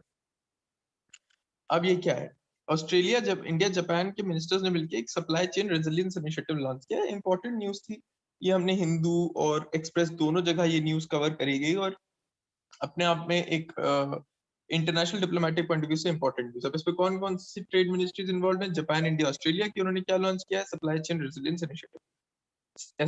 SCRI क्या एम करता है ये आपको इस पॉइंट में पता चल रहा है, पता होना चाहिए. एक वर्चुअस साइकिल बनाने की कोशिश है जो कि सप्लाई चेन रेजिलियंस को एनहांस करे और इवेंचुअली एक strong sustainable balanced inclusive growth लाए इंडो पैसिफिक रीजन में. तो इनको बोलेंगे यूएस के साथ मिला के क्वाड ग्रुपिंग हो जाएगी. क्वाड का मतलब 4, क्वाड ग्रुपिंग. अब इंटरनेशनल ट्रेड के कॉन्टेक्स्ट में ये अप्रोच के क्या मायने हैं ये आपको पता होना चाहिए, both from means as well definitional point of view. अब अनएंटिसिपेटेड इवेंट्स में इसकी क्या इंपॉर्टेंस है, नेचुरल वोल्केनिक इरप्शंस आ जाएं, ये सब दिक्कतें आ जाएं, तो वो वहां पे ये क्या रोल प्ले करता है वो बताया गया है. कोविड-19 के कॉन्टेक्स्ट में इसके बारे में बात करी गई है. फिर उसके बाद इसके एक जनरलाइज्ड एम के बारे में बात करी गई है. फिर ये देखिए ये टारगेट्स हैं, ये सारे के सारे टारगेट्स जो उन्होंने डिस्कस करे हैं और फिर जापान ने इसको फर्स्ट टाइम प्रपोज किया था. और जो है ये चाइना पे डिपेंडेंस जो है उसको रिड्यूस करने का भी लाइक्लीहुड रखता है, और rechurning of supply chain in the Indo Pacific region during the कोविड-19 पेंडेमिक। इसके बाद इसका इनिशियल फोकस क्या था? अगेन देखिए, ये सारे के सारे पॉइंट्स इंपॉर्टेंट हो जाते हैं फ्रॉम अ मेंस पर्सपेक्टिव। मैं इसीलिए आपको बता देता हूँ उसमें कौन से ऐसे पॉइंट्स जिन पे आपको ऑब्जेक्टिवली ध्यान देना है, बट बाकी सारे आपको एनालिटिकल हैं, डिटेल्ड है, उनको पढ़ के समझना है। अब इसका इनिशियल एम क्या था? जॉइंट मेजर्स जो है वो ओवरऑल इम्पैक्ट क्या प्रोड्यूस करेंगे और उनका एम क्या है? Investment diversification, digital technology and trade में का एनहांस्ड यूटिलाइजेशन, ये सब चीजें करना। फिर इसका एक्सपेंशन भी करना है, और वो कंसेंसस के बेसिस पे होगा, क्योंकि मिनिस्टर्स ये डिसाइड करेंगे हर साल एक बार कम से कम मिलके कि इसका इम्प्लीमेंटेशन डेवलपमेंट कैसा हो रहा है, गाइडेंस देंगे और फिर डिसाइड करेंगे कि इसका एक्सपेंशन होना है या नहीं। फिर सिग्निफिकेंस है इसकी, क्यों है? क्योंकि जापान की जो कीननेस है to onboard the ASEAN in the initiative, जो कि इंडिया ने अपोज किया, इस वजह से इसकी सिग्निफिकेंस बढ़ जाती है। तो यहाँ पे आप देख सकते हैं कॉन्फ्लिक्ट किस तरीके का है। इंडिया सेफगार्ड करना चाहता है अपने इंटरेस्ट को चाइना के इंडायरेक्ट इन्फ्लुएंस से through the ASEAN bloc, as it builds on its self reliance through reduced dependence on imports. This is the core of the conflict. अब देखिए यहाँ पे फिर इंडिया चाइना के रिलेशन से रिलेटेड हमने इस पे बात करी है, और ये किस तरह से दोनों के रिश्तों पे क्या इम्प्लीकेशन इसका आता है, और वो जो तनाव है वो इस पर्टिकुलर इनिशिएटिव में क्या रोल प्ले कर रहे हैं, उसमें इंडिया जापान का क्या स्टांस है, वहां पे क्या कॉन्फ्लिक्ट है, और इंडिया और चाइना का क्या वहां पे एक कॉन्फ्लिक्ट जनरेट हो रहा है। फिर असम के अर्थक्वेक की बात होती है कि 6.4 मैग्नीट्यूड का अर्थक्वेक आया, जो कि अभी तक इस देश में मतलब रिसेंट टाइम्स में सबसे बड़ा अर्थक्वेक देखा गया है। 7 आफ्टर शॉक्स उसके बाद आए, बंगाल में भी ट्रेमर्स फील हुए। तो अब इसमें ये पॉइंट पता होना चाहिए बेशक। नेशनल सेंटर फॉर सीस्मोलॉजी जो है इसके बारे में पता होना चाहिए। ट्रेमर्स जो है वो कोपिली फॉल्ट जोन से एट्रीब्यूट किए गए, जो कि हिमालयन फ्रंटल थ्रस्ट के काफी पास पाया जाता है। अब देखिए ये एनसीएस के बारे में आप बताया गया, नोडल एजेंसी है गवर्नमेंट ऑफ इंडिया की, और मिनिस्ट्री ऑफ अर्थ साइंसेस के अंडर आती है। एचएफटी क्या है? जो कि हिमालयन फ्रंटल थ्रस्ट है, वो मेन फ्रंटल थ्रस्ट भी बोला जाता है। तो एक जियोलॉजिकल फॉल्ट है along the boundary of the Indian and Eurasian tectonic plates। जो कोपिली फॉल्ट जोन है उसके बारे में यहाँ बताया गया है। फिर एरिया की सीज्मिक इंपॉर्टेंस के बारे में बताया गया कि भाई वो बहुत ही active, very active falling in the highest seismic hazard zone 5 associated with collisional tectonics where Indian plate subducts beneath the Eurasian plate। ये इंपॉर्टेंट है बिकॉज बाद में साइंटिस्ट ने ये फिगर आउट किया है कि ये प्लेट अपने आप में बहुत सेंसिटिव है, और इसकी वजह से इस इतना हाई रेक्टर का आपको अर्थक्वेक देखने को मिला है। इसके बाद आगे है कि growth of arcs not in line with the NPA trends. ये पूरी की पूरी आपकी मेन से रिलेटेड ये रिपोर्ट है। इसमें आपको आरबीआई और असेट रिकंस्ट्रक्शन कंपनीज के बारे में पता होना चाहिए, एनपीए के बारे में पता होना चाहिए, एनबीएफसी यानी कि नॉन बैंकिंग फाइनेंशियल कंपनीज के बारे में पता होना चाहिए। इसके अलावा पूरी की पूरी इसकी मेंस वैल्यू है, और जो भी इसकी और वैल्यू होगी वो आपको मेंस के हिसाब से पढ़ के समझ में आएगी। लेकिन securitisation and reconstruction of financial assets and enforcement of security interest SARFAESI act 2002 के बारे में आपको पता होना चाहिए, जो कि मैंने अभी आपको पढ़ के बताया। इसी के साथ साथ इस एक्ट के क्या मायने हैं, क्या हेल्प करता है, और आरबीआई के पास पावर है रेगुलेट करने की एक्ट्स को, ये तो ऑब्जेक्टिव पॉइंट है, तो पता होना चाहिए। लेकिन इसके अलावा एक्ट क्या हेल्प करता है वो इस पॉइंट में बताया गया, उसके पहले वाले में वो आपको पता होना चाहिए। तो इस अगेन फाइनेंशियल न्यूज है, मेनली मेंस पर्सपेक्टिव से ये आपको पढ़ना है, बट इसमें ऑब्जेक्टिव पॉइंट आपको उसी में समझ में आ जाएंगे। China launches robot prototype capable of catching space debris with net. बहुत ही बेसिक न्यूज है, मतलब this is very insignificant also. अगर आप देखें कि भाई एक रोबोट प्रोटोटाइप लॉन्च किया है जो कि ऑर्बिट करेगा, और स्पेस माइनिंग स्टार्टअप है जो कि स्कूप अप करेगा डेब्री को, जो कि बचा कुचा मामला रह जाता है बहुत सारे स्पेसक्राफ्ट से, उनको एक बड़े जाल से वो बटोरने की कोशिश करेगा। It is expected to pave way for future technologies capable of mining on asteroids. काफी एस्टिमेट्स के हिसाब से 3000 सैटेलाइट्स और मिलियंस ऑफ ऐसे छोटे छोटे टुकड़े हैं रिलेटेड डेब्री या ऐसे टूटे फूटे सामान के, जो कि करंटली स्पेस में है और जिनको की रिकवर करने का कोई तरीका नहीं है अभी तक। ये आएगा तो शायद एक तरीका मिल जाए। Agriculture infrastructure fund is bringing together the collective power of all stake holders in the agricultural ecosystem. अब इसका क्या मतलब है एग्रीकल्चर इंफ्रास्ट्रक्चर फंड? अब इसके बारे में आपको पता होना चाहिए। अब ये क्या कर रहे हैं इसके बारे में आपको पता होना चाहिए। सेंट्रल सेक्टर स्कीम है जो कि क्या एम कर रही है, ये पॉइंट इंपॉर्टेंट है पता होना। इनफैक्ट फर्स्ट पॉइंट भी अपने आप में इट इज इंपॉर्टेंट, डेफिनेशनल है कि भाई वो बूस्ट देगा सेवरल एग्रीकल्चरल प्रोजेक्ट्स को, जो कि वैल्यू खोलेगी बहुत सारी चीजों की फार्मर्स के लिए। फिर ये फंड्स जो है क्या क्या प्रोवाइड करेंगे, तो ये यहाँ पे दिया हुआ है, देखिए ये अगेन ऑब्जेक्टिव पॉइंट्स है कि cold stores, chains, warehousing, grading and packaging units, e-marketing points linked to e-trading platforms, besides PPP projects for crop aggregation sponsored by central state local bodies. Important. इसका ड्यूरेशन है 2020 से 2029। Beneficiaries यहाँ पे देखिए बहुत सारे मेंशन्ड हैं जिनके बारे में आपको बाय हार्ट पता होना चाहिए। ये देखिए ये सारे के सारे हमारे बेनिफिशियरीज मार्क हो रहे हैं। तो ये देखिए ये हमारे सारे के सारे बेनिफिशियरीज जो यहाँ पे मैं मार्क कर देता हूँ, 1 मिनट, ये सारे के सारे। फिर उसके बाद इसकी डिटेल्स हैं, जैसा कि आप देख सकते हैं कि उसके बाद यहाँ पे डिटेल्स मेंशन्ड है जो कि हाँ हमें देखने को मिल रही हैं। ये 1 मिनट मैं मार्क कर देता हूँ, सॉरी ये थोड़ा सा अटक गया था। जी 1 लाख करोड़ प्रोवाइड किया जाएगा। देखिए ये सारे मोरेटोरियम के बारे में है कि वह फॉर रीपेमेंट 6 महीने से 2 साल तक। इंटरेस्ट सबवेंशन की बात की गई है। फिर उसके बाद CGTMSE स्कीम, तो ये दोनों पॉइंट्स भी आपको पता होने चाहिए। देखिए इंटरेस्ट सबवर्शन और सबवेंशन और CGTMSE स्कीम के, जो कि credit guarantee fund trust for micro and small enterprises है। इसके बाद आगे बढ़ते हैं। WHO UNICEF target to avoid 50 million vaccine preventable infections this decade. तो मतलब कि ये इम्यूनाइजेशन एजेंडा 2030 है, इसके बारे में आपको पता होना चाहिए। ये पहला पॉइंट अपने आप में इंपॉर्टेंट है। इसकी एक जो टाइटल है वो है a global strategy to leave no one behind. WHO UNICEF Gavi ने लॉन्च करी थी। पार्टनर्स हैं एम्बिशियस न्यू ग्लोबल स्ट्रेटेजी के लिए, जो कि मैक्सिमाइज करेगी life saving impact of vaccines through storage immunization systems. तो अब ये वर्ल्ड इम्यूनाइजेशन वीक में लॉन्च हुई थी। इसका एजेंडा है vaccination throughout life from infancy through adolescence and older age. Fully अगर इम्प्लीमेंट हुआ तो ये 20 मिलियन डेथ्स को अवॉइड करेगा। 75% उसमें से जो है वो लो इनकम कंट्रीज की हैं। टारगेट्स को 2020 तक अचीव करना है। 90% कवरेज जो है वो एसेंशियल वैक्सीन्स का चाइल्डहुड और अडोलसेंस में पाया जाता है।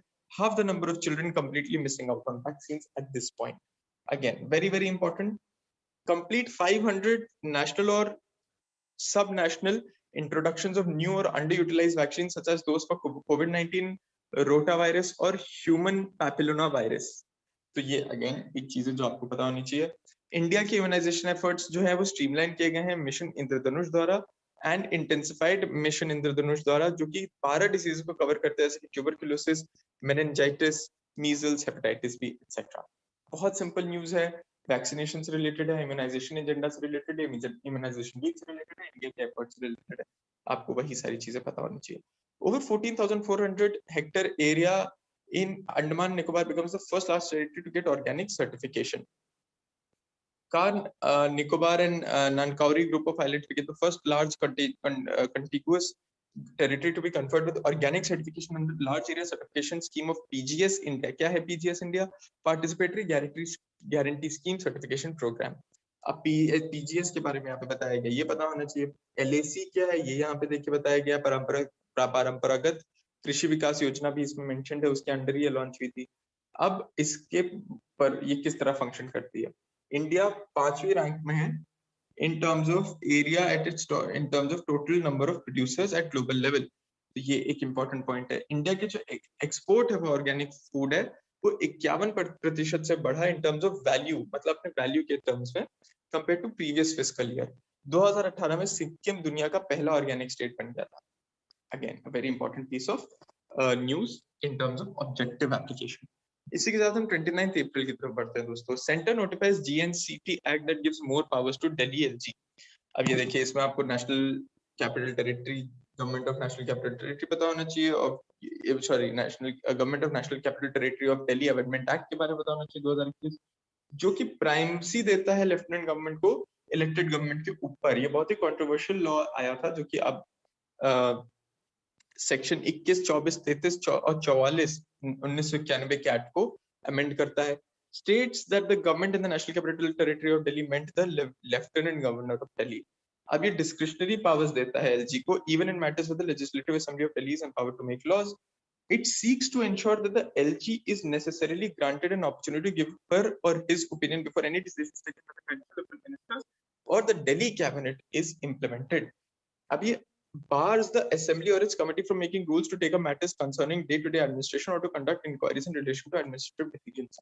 आप समझ सकते होंगे कि इस न्यूज को आपने पहले भी पढ़ा होगा, बट क्योंकि मैंने सारे पॉइंट्स को येलो में मार्क किए, बिकॉज ये अपने आप में लॉ एक ऐसा है जिसको कि डेफिनेशन टर्म्स में ही समझने में ये सारे पॉइंट्स आपको समझना बहुत जरूरी है, क्योंकि ये अपने आप में एक ग्राउंड ब्रेकिंग लॉ है हमारे नेशनल कैपिटल टेरिटरी के को मद्देनजर रखते हुए. इसके बाद अगला क्या है, अगली न्यूज क्या है? Global health security in the face of anti microbial resistance. Anti microbial resistance क्या है? ग्रोइंग ग्लोबल प्रॉब्लम है जो कि कोविड-19 की वजह से और बढ़ रही है या और कंट्रीब्यूटिंग हो रही है दिक्कतों में.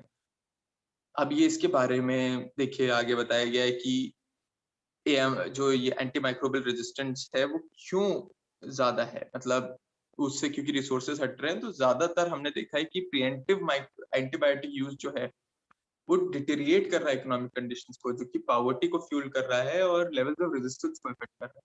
अब यहाँ पे एंटी माइक्रोबियल रेजिस्टेंस के बारे में बताया गया जो आपको डेफिनेशनल टर्म्स पता होना चाहिए. As a result, standard treatments become ineffective, inefficacious, and may spread to others. ये इसका consequence है. माइक्रो ऑर्गेनिजम्स जो एंटीमाइक्रोबियल रेजिस्टेंस को डेवलप करते हैं उनको हम कभी-कभी सुपर बग्स बोलते हैं.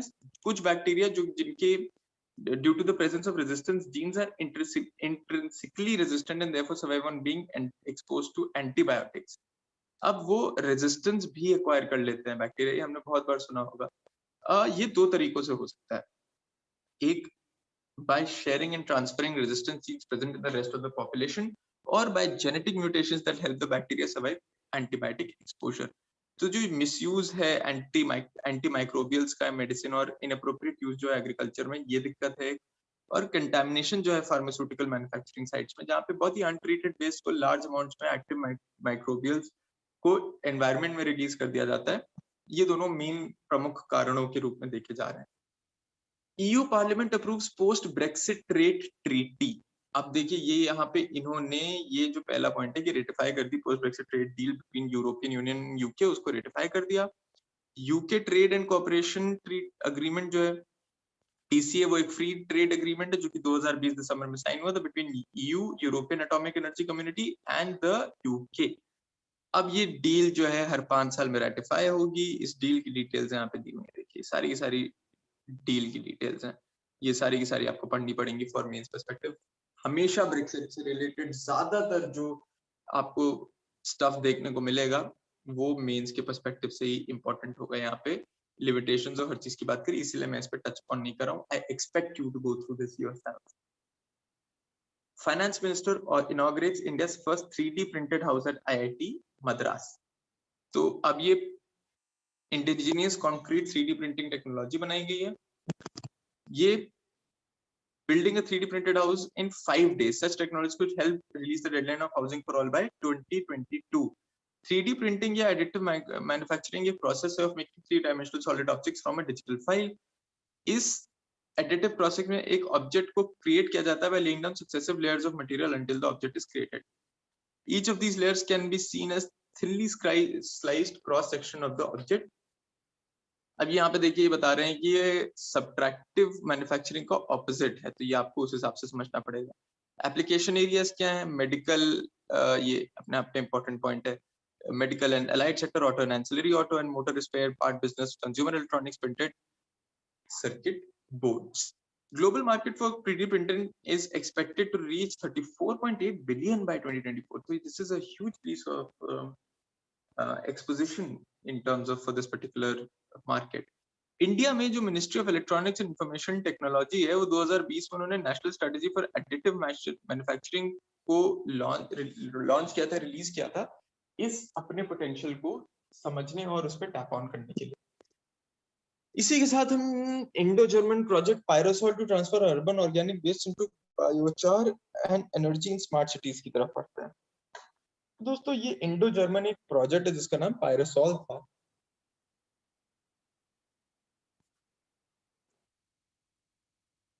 जिसका फाउंडेशन स्टोन, देखिए जो इंडो जर्मन प्रोजेक्ट है पायरोसॉल नाम है इसका, और इसका जो फाउंडेशन स्टोन है वो एक integrated solar dryer and pyrolysis pilot जो था वो चेन्नई में लेके किया गया था, उसका ये हिस्सा है।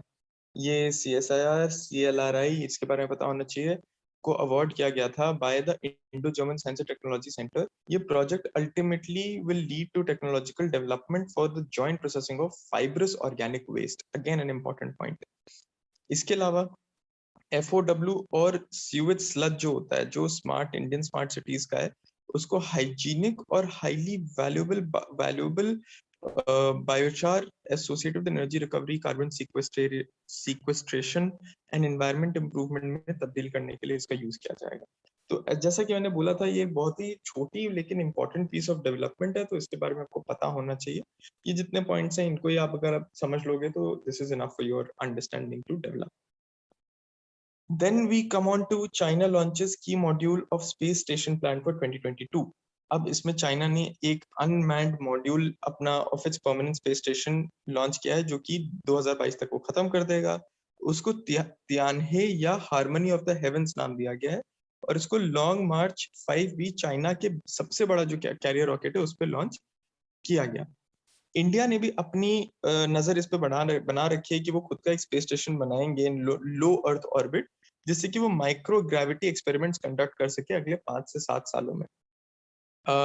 ये इकलौता स्पेस स्टेशन है। अब यहाँ पे देखिए, अब हम डिटेल्स की तरफ जा रहे हैं कि इकलौता स्पेस स्टेशन है जो कि इंटरनेशनल स्पेस स्टेशन के ऑर्बिट में आता है, और जिससे कि चाइना एक्सक्लूडेड है, यानी कि इंटरनेशनल स्पेस स्टेशन जो है वो अकेला स्पेस स्टेशन है अभी, और उससे चाइना एक्सक्लूडेड है। तो अब स्पेस स्टेशन क्या होता है ये यहाँ पे लिखा हुआ है, आपको समझना चाहिए, अपने आप आपको समझ में आ जाएगा। ISS जो है वो US, रशिया, यूरोप, जापान और कनाडा उसके हिस्सेदार है। चाइना ने भी लेट स्टार्ट किया स्पेस एक्सप्लोरेशन, 2003 के बाद उन्होंने अपना पहला एस्ट्रोनॉट भेजा, और ये इन्फॉर्मेशन जरूरी है चाइना और स्पेस के रिलेशन में। उसको तीसरा कंट्री बनी उसके बाद वो, और सोवियत यूनियन US उसके पहले थे वो।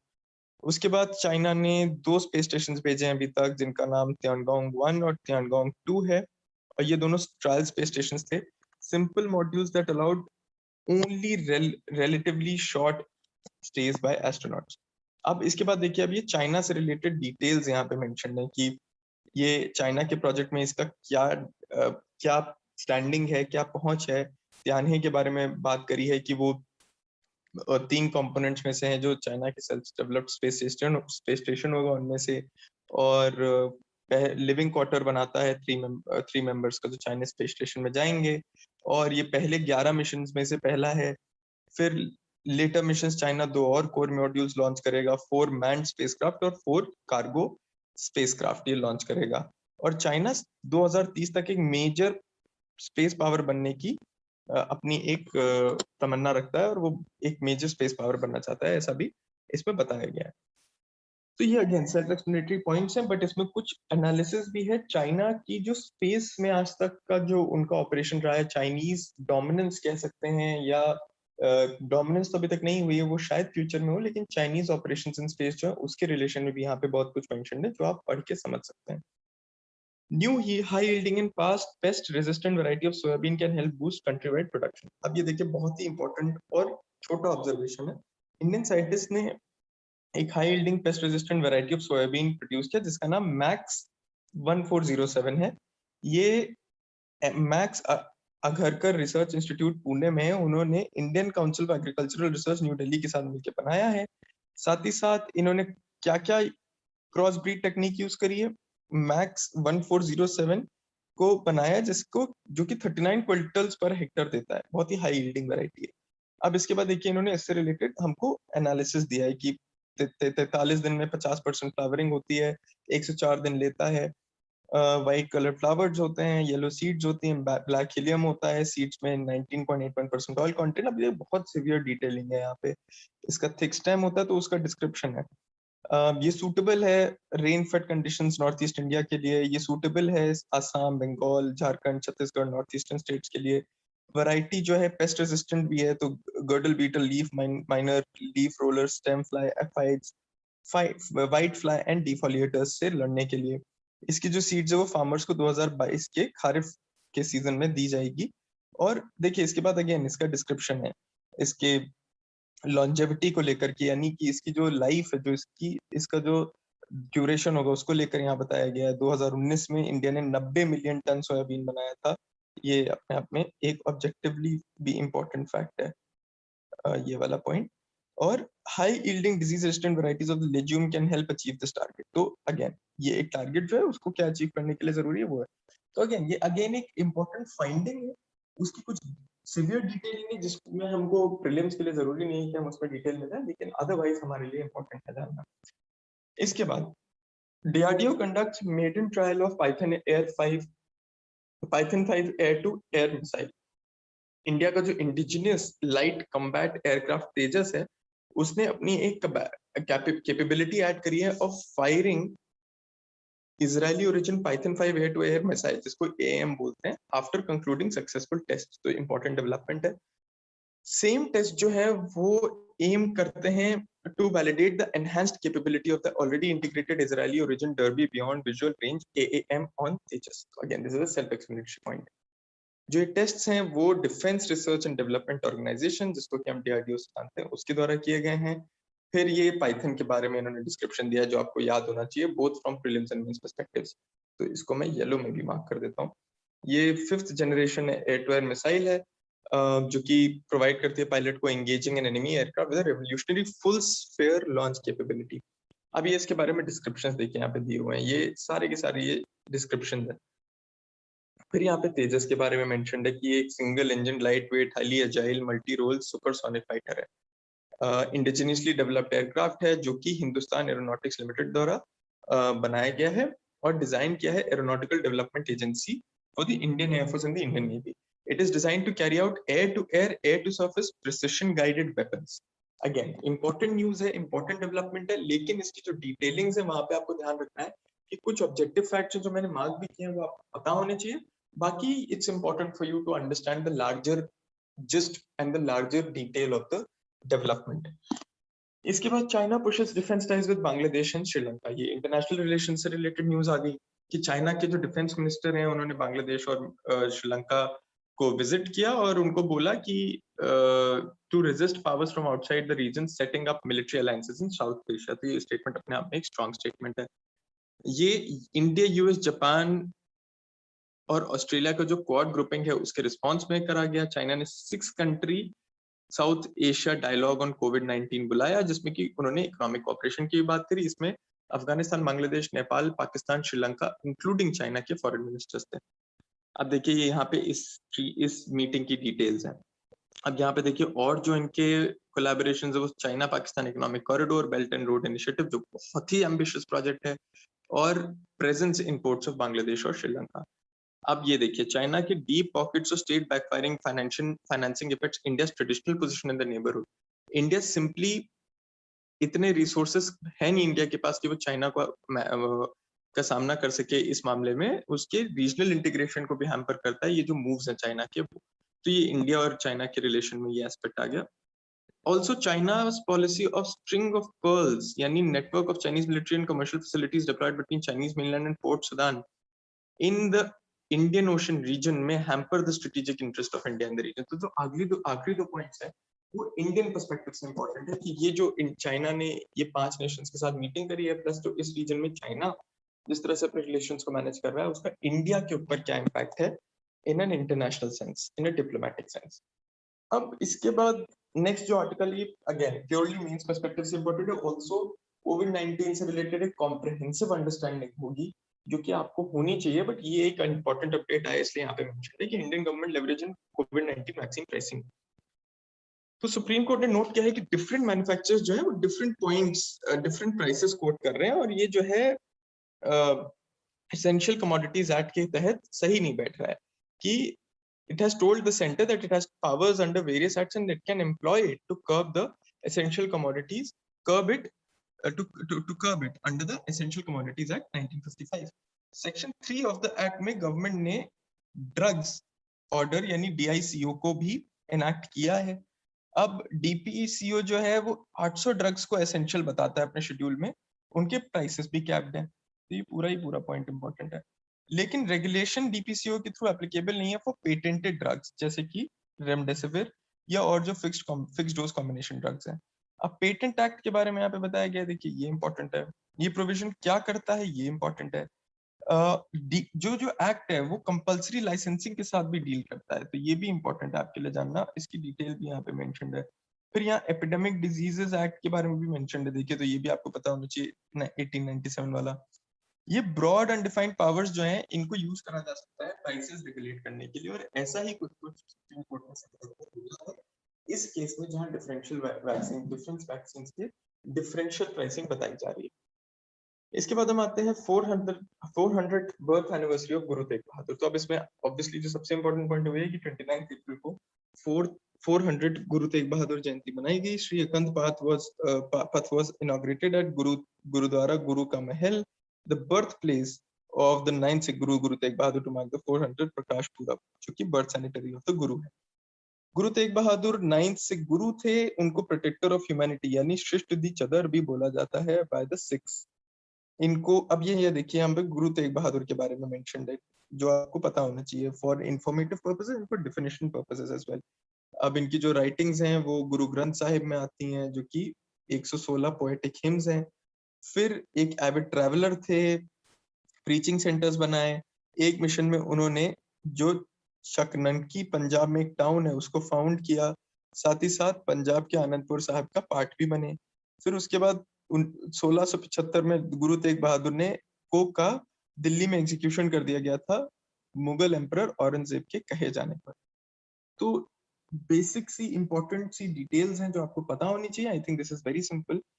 With that, we move on to April 30th. UK becomes first country to give green light to self-driving cars on motorways. तो अब ये अपने आप में सेल्फ एक्सप्लेनेटरी पॉइंट है पहला, कि ये पहला देश बना जिसने कि सेल्फ ड्राइविंग कार्स को स्लो स्पीड पे मोटरवेज पे अलाउ किया, जो कि पब्लिक रोड पे अब दिखेंगी यूके में। अब सेल्फ ड्राइविंग कार्स जो है वो ऑटोमेटेड लेन कीपिंग सिस्टम के तहत चलती हैं, जो कि सेंसर्स और सॉफ्टवेयर यूज करता है, जिससे कि वो एक लेन में चले, उनको एक्सेलरेट और ब्रेक बिना ड्राइवर इनपुट के करने को मिल जाए, और वो एक लेन में चले, कायदे से चले। इन कार्स का ये बोला जा रहा है कि ये रोड सेफ्टी और ह्यूमन एरर को रिड्यूस करने में मदद करेंगे। इसी के बाद अगली न्यूज की तरफ बढ़ते हैं। India unlikely to resume vaccine Maitri for neighbours before July. तो इंडिया ने एक वैक्सीन मैत्री प्रोग्राम लॉन्च किया था, जिसमें कि था कि इंडिया 10 मिलियन डोजेस शिप करेगा श्रीलंका, भूटान, नेपाल और बांग्लादेश को। लेकिन क्योंकि अब अपने देश में ही दिक्कतें आ रही हैं, तो ऐसा बोला जा रहा है कि कम से कम जुलाई तक ये ऐसा नहीं कर पाएंगे, और इसकी 2 वजहें भी लिखी हुई हैं। तो ये छोटी सी न्यूज है, इसके सारे के सारे पॉइंट्स इंपॉर्टेंट है, सारे के सारे पॉइंट्स को आप ऑब्जेक्टिवली समझ लो कि सडन क्रंच जो अवेलेबिलिटी में हो गया है, और जो गवर्नमेंट का यूनिवर्सल वैक्सीनेशन का प्रोग्राम वो खुद ही 1 मई को शुरू हो रहा है। इसके बाद हम देखते हैं कि सीटी वैल्यू जो है कोविड-19 की, उसके क्या मायने हैं। तो आरटी-पीसीआर में RNA is extracted and converted into DNA which is an amplified. Amplification क्या होता है? वो होता है कि एक मल्टीपल कॉपीज बनती हैं डीएनए की, जिनको बनाया जाता है to improve the ability of the test to detect the virus. अब ये सीरीज ऑफ साइकिल्स में आकर करता है, और सीटी वैल्यू जो होती है वो नंबर ऑफ साइकिल्स होती हैं जिसके बाद की वायरस डिटेक्ट किया जा सके। तो इसका सीधा सीधे क्या मतलब है कि अगर ज्यादा नंबर ऑफ साइकिल्स है तो इसका मतलब लो वायरल लोड है, क्योंकि ज्यादा साइकिल्स लगे वायरस को ढूंढ निकालने में या उसको डिटेक्ट करने में। इसका मतलब वायरस इतना कम था कि उसको ढूंढ निकालने के लिए ज्यादा साइकिल्स लगे, इसका मतलब लो वायरल लोड। और अगर कम सीटी साइकिल है, यानी कम सीटी वैल्यू, यानी कम साइकिल्स लगे, इसका मतलब बहुत जल्दी वायरस मिल गया, इसका मतलब वो ज्यादा अमाउंट में ऑलरेडी मौजूद था, तो उसका मतलब हो जाता है कि वायरल लोड अपने आप ज्यादा मान लिया जाता है। इंपॉर्टेंट है आपको ये अदरवाइज भी पता होनी चाहिए, गिवन कि हमारे देश में भी कोविड-19 का प्रकोप जिस तरह से चल रहा है। Cosmic rays propagating through Milky Way interact with matter producing excess antimatter counterpart of electron. अब ये क्या है? रमन रिसर्च इंस्टीट्यूट है। ये न्यूज दोस्तों आप अपने आप पढ़ के समझोगे तो आपको बेटर समझ में आएगी। It involves heavy detailing, but इसमें मैं इंपॉर्टेंट पॉइंट्स आपको बताया दे रहा हूँ। इन्होंने रिजॉल्व किया है the mystery of antimatter counterpart of electrons called positron and positron excess phenomena. अब आरआरआई क्या है ये आपको पता होना चाहिए, department of science and technology का एक ऑटोनॉमस इंस्टीट्यूशन है। अब यहाँ पे इन्होंने इस पूरे ऑपरेशन की डिटेल दी, जिसको मैं टच अपॉन नहीं कर रहा हूँ because I expect you to go through this yourself. Scientific knowledge है, but you should go through this to yourself because important है, न्यूज़पेपर्स में कवरेज मिला है अच्छा खासा। जो स्टडी है उसके बारे में बताया गया है, ये देखिए यहाँ पे। तो स्टडी के बारे में भी आपको पढ़ना है, आपको समझना है, अपनी लैंग्वेज देखिए, यू विल अंडरस्टैंड इट। तो again, I'm not going through this particular piece of article in detail because I'm expecting कि you will go through it trying to understand it from a mains perspective. और इसका summary यही है कि ये एक study है, इसकी क्या findings है, वो derivations आपको समझने हैं, उसी में जो important objectives prelims related points होंगे वो भी आपको समझ में आ जाएंगे. Although there are no exclusive prelims points जो मुझे exclusively इसमें mention करने पड़े. Iran-China partnership to raise Chabahar port's global status. तो एक recent strategic cooperation agreement हुआ चाइना और ईरान के बीच में, जिसने कि जो चाइनीज पार्टिसिपेशन है चाबहार पोर्ट का, उसके चांसेस इंक्रीज कर दिए हैं. चाइना ने एक लैंडमार्क 25-ईयर strategic cooperation agreement China Iran के साथ साइन किया था, जिसने कि रिन्यूड कमिटमेंट बनाया था कॉम्प्रिहेंसिव स्ट्रेटेजिक पार्टनरशिप जो एस्टैब्लिश हुई थी 2016 में उसके लिए. ये इंडिया के चाबहार पोर्ट डील को थोड़ा सा मुश्किल में डालता है, इसलिए ये पॉइंट इंपॉर्टेंट है इंडिया के पॉइंट ऑफ व्यू से.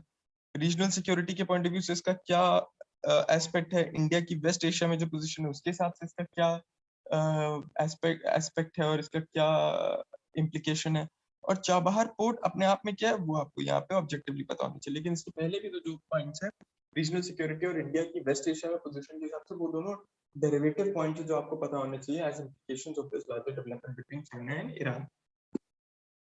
अब जो ये है कि देखिए चाबहार पोर्ट जो है इंडिया, ईरान और Afghanistan multi modal transport of goods और पैसेंजर्स के लिए बना रहे थे, इसीलिए अब आपको समझ में आ रहा होगा क्यों कॉन्फ्लिक्ट है चाइना के जुड़ जाने से. चाबहार के 2 टर्मिनल्स हैं, Shahid Kalantari and Shahid Beheshti, also called the first of the Chabahar port. इसके बाद हम आते हैं ग्लोबल ईवी आउटलुक 2021 की तरफ. अब 10 बिलियन इलेक्ट्रिक कार्स हैं on the world's road at the end of 2020, ऐसा बोला है इस रिपोर्ट ने. इलेक्ट्रिक कार्स रजिस्ट्रेशन, अब देखिए ये रिपोर्ट है तो अगेन मैं इसको मार्क करते चलूंगा कि इलेक्ट्रिक कार्स रजिस्ट्रेशन 41% से इंक्रीज हुआ, बावजूद इसके कि पैंडेमिक चल रहा था. 30% नई व्हीकल्स इंडिया में इलेक्ट्रिक 2030 तक आएंगी. EV deployment will mainly be achieved through the electrification of 2-3 wheelers. The lack of government spending under the FAME 2 policy, ये important है, and focus on BSM has hindered the EV deployment. The IEA has established in the wake of was established. अब ये important point है IEA के बारे में. IEA क्या है? जो IEA है वो इंक्लूड करता है 30 कंट्रीज को, 8 एसोसिएशन कंट्रीज को और 3 एक्सेशन कंट्रीज को. इसकी 2 प्री कंडीशन है मेंबरशिप की, जिसमें से जिसकी वजह से इंडिया फुली मेंबरशिप नहीं है. That there are 2 preconditions for the IEA membership that India currently does not fulfill in terms of the membership of the IEA. अब ये तो अपने आप में एक important point हो गया यहाँ तक. यहाँ तक एक मिनट. मेंबरशिप जो OECD की है उसके बारे में यहाँ पे हम मेंशन्ड है कि इतने % आपको स्टॉक इक्विवेलेंट बनाना होता है, ये सब करना होता है, तो उसकी मेंबरशिप OECD की मेंबरशिप के लिए जो इंपॉर्टेंट है वो यहाँ पे मेंशन है.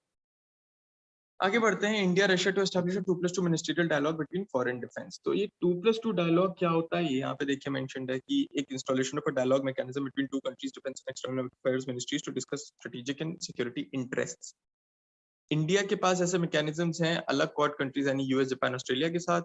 अब सिग्निफिकेंस क्या है इस पूरे के पूरे इंडिया रशिया स्ट्रेटेजिक पार्टनरशिप की, वो बताई गई. देखिए यहाँ पे ये चारों पॉइंट्स आपको अपने आप में 5 पॉइंट्स पता होने चाहिए. चैलेंजेस क्या है इसमें?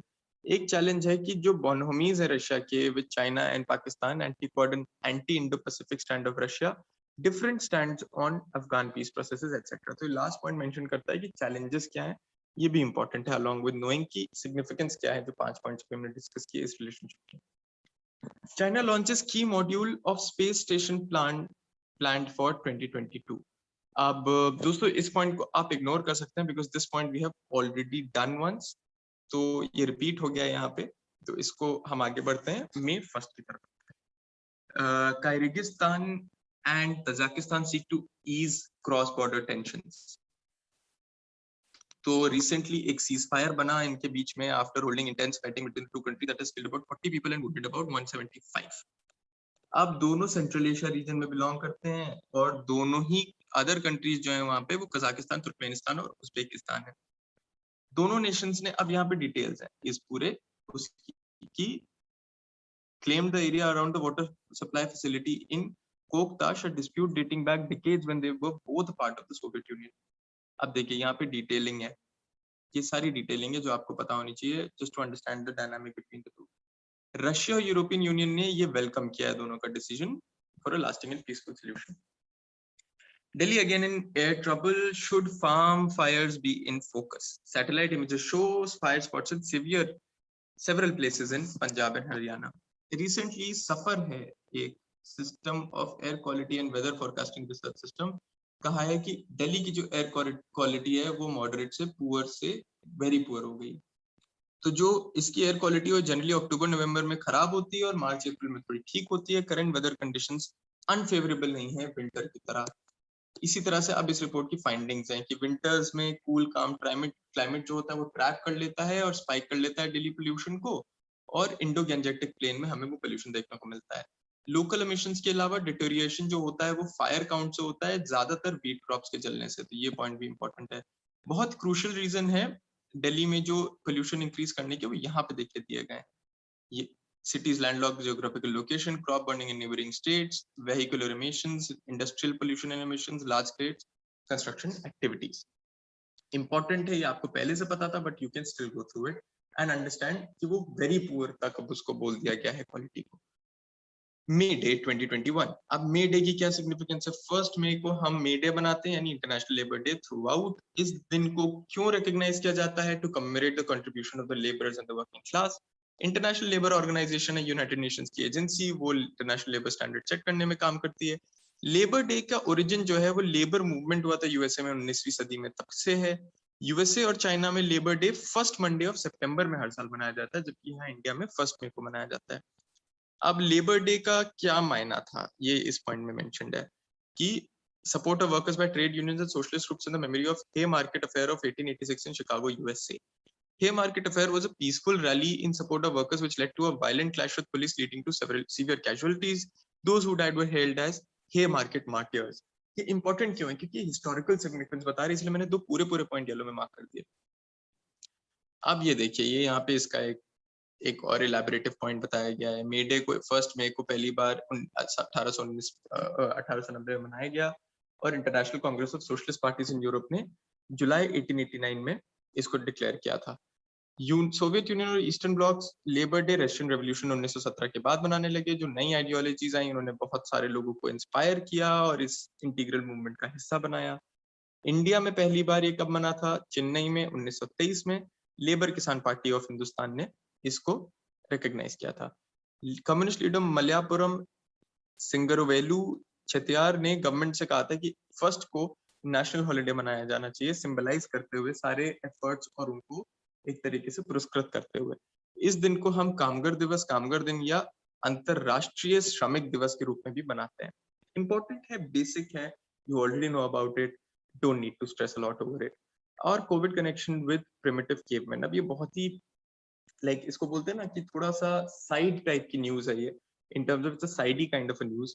Evolutionary biologists from different countries have shown that the regions of host genomes that increase the risk of getting severely ill and protect against the SARS-CoV-2 virus were inherited from Neanderthals. अब Neanderthals कौन थे?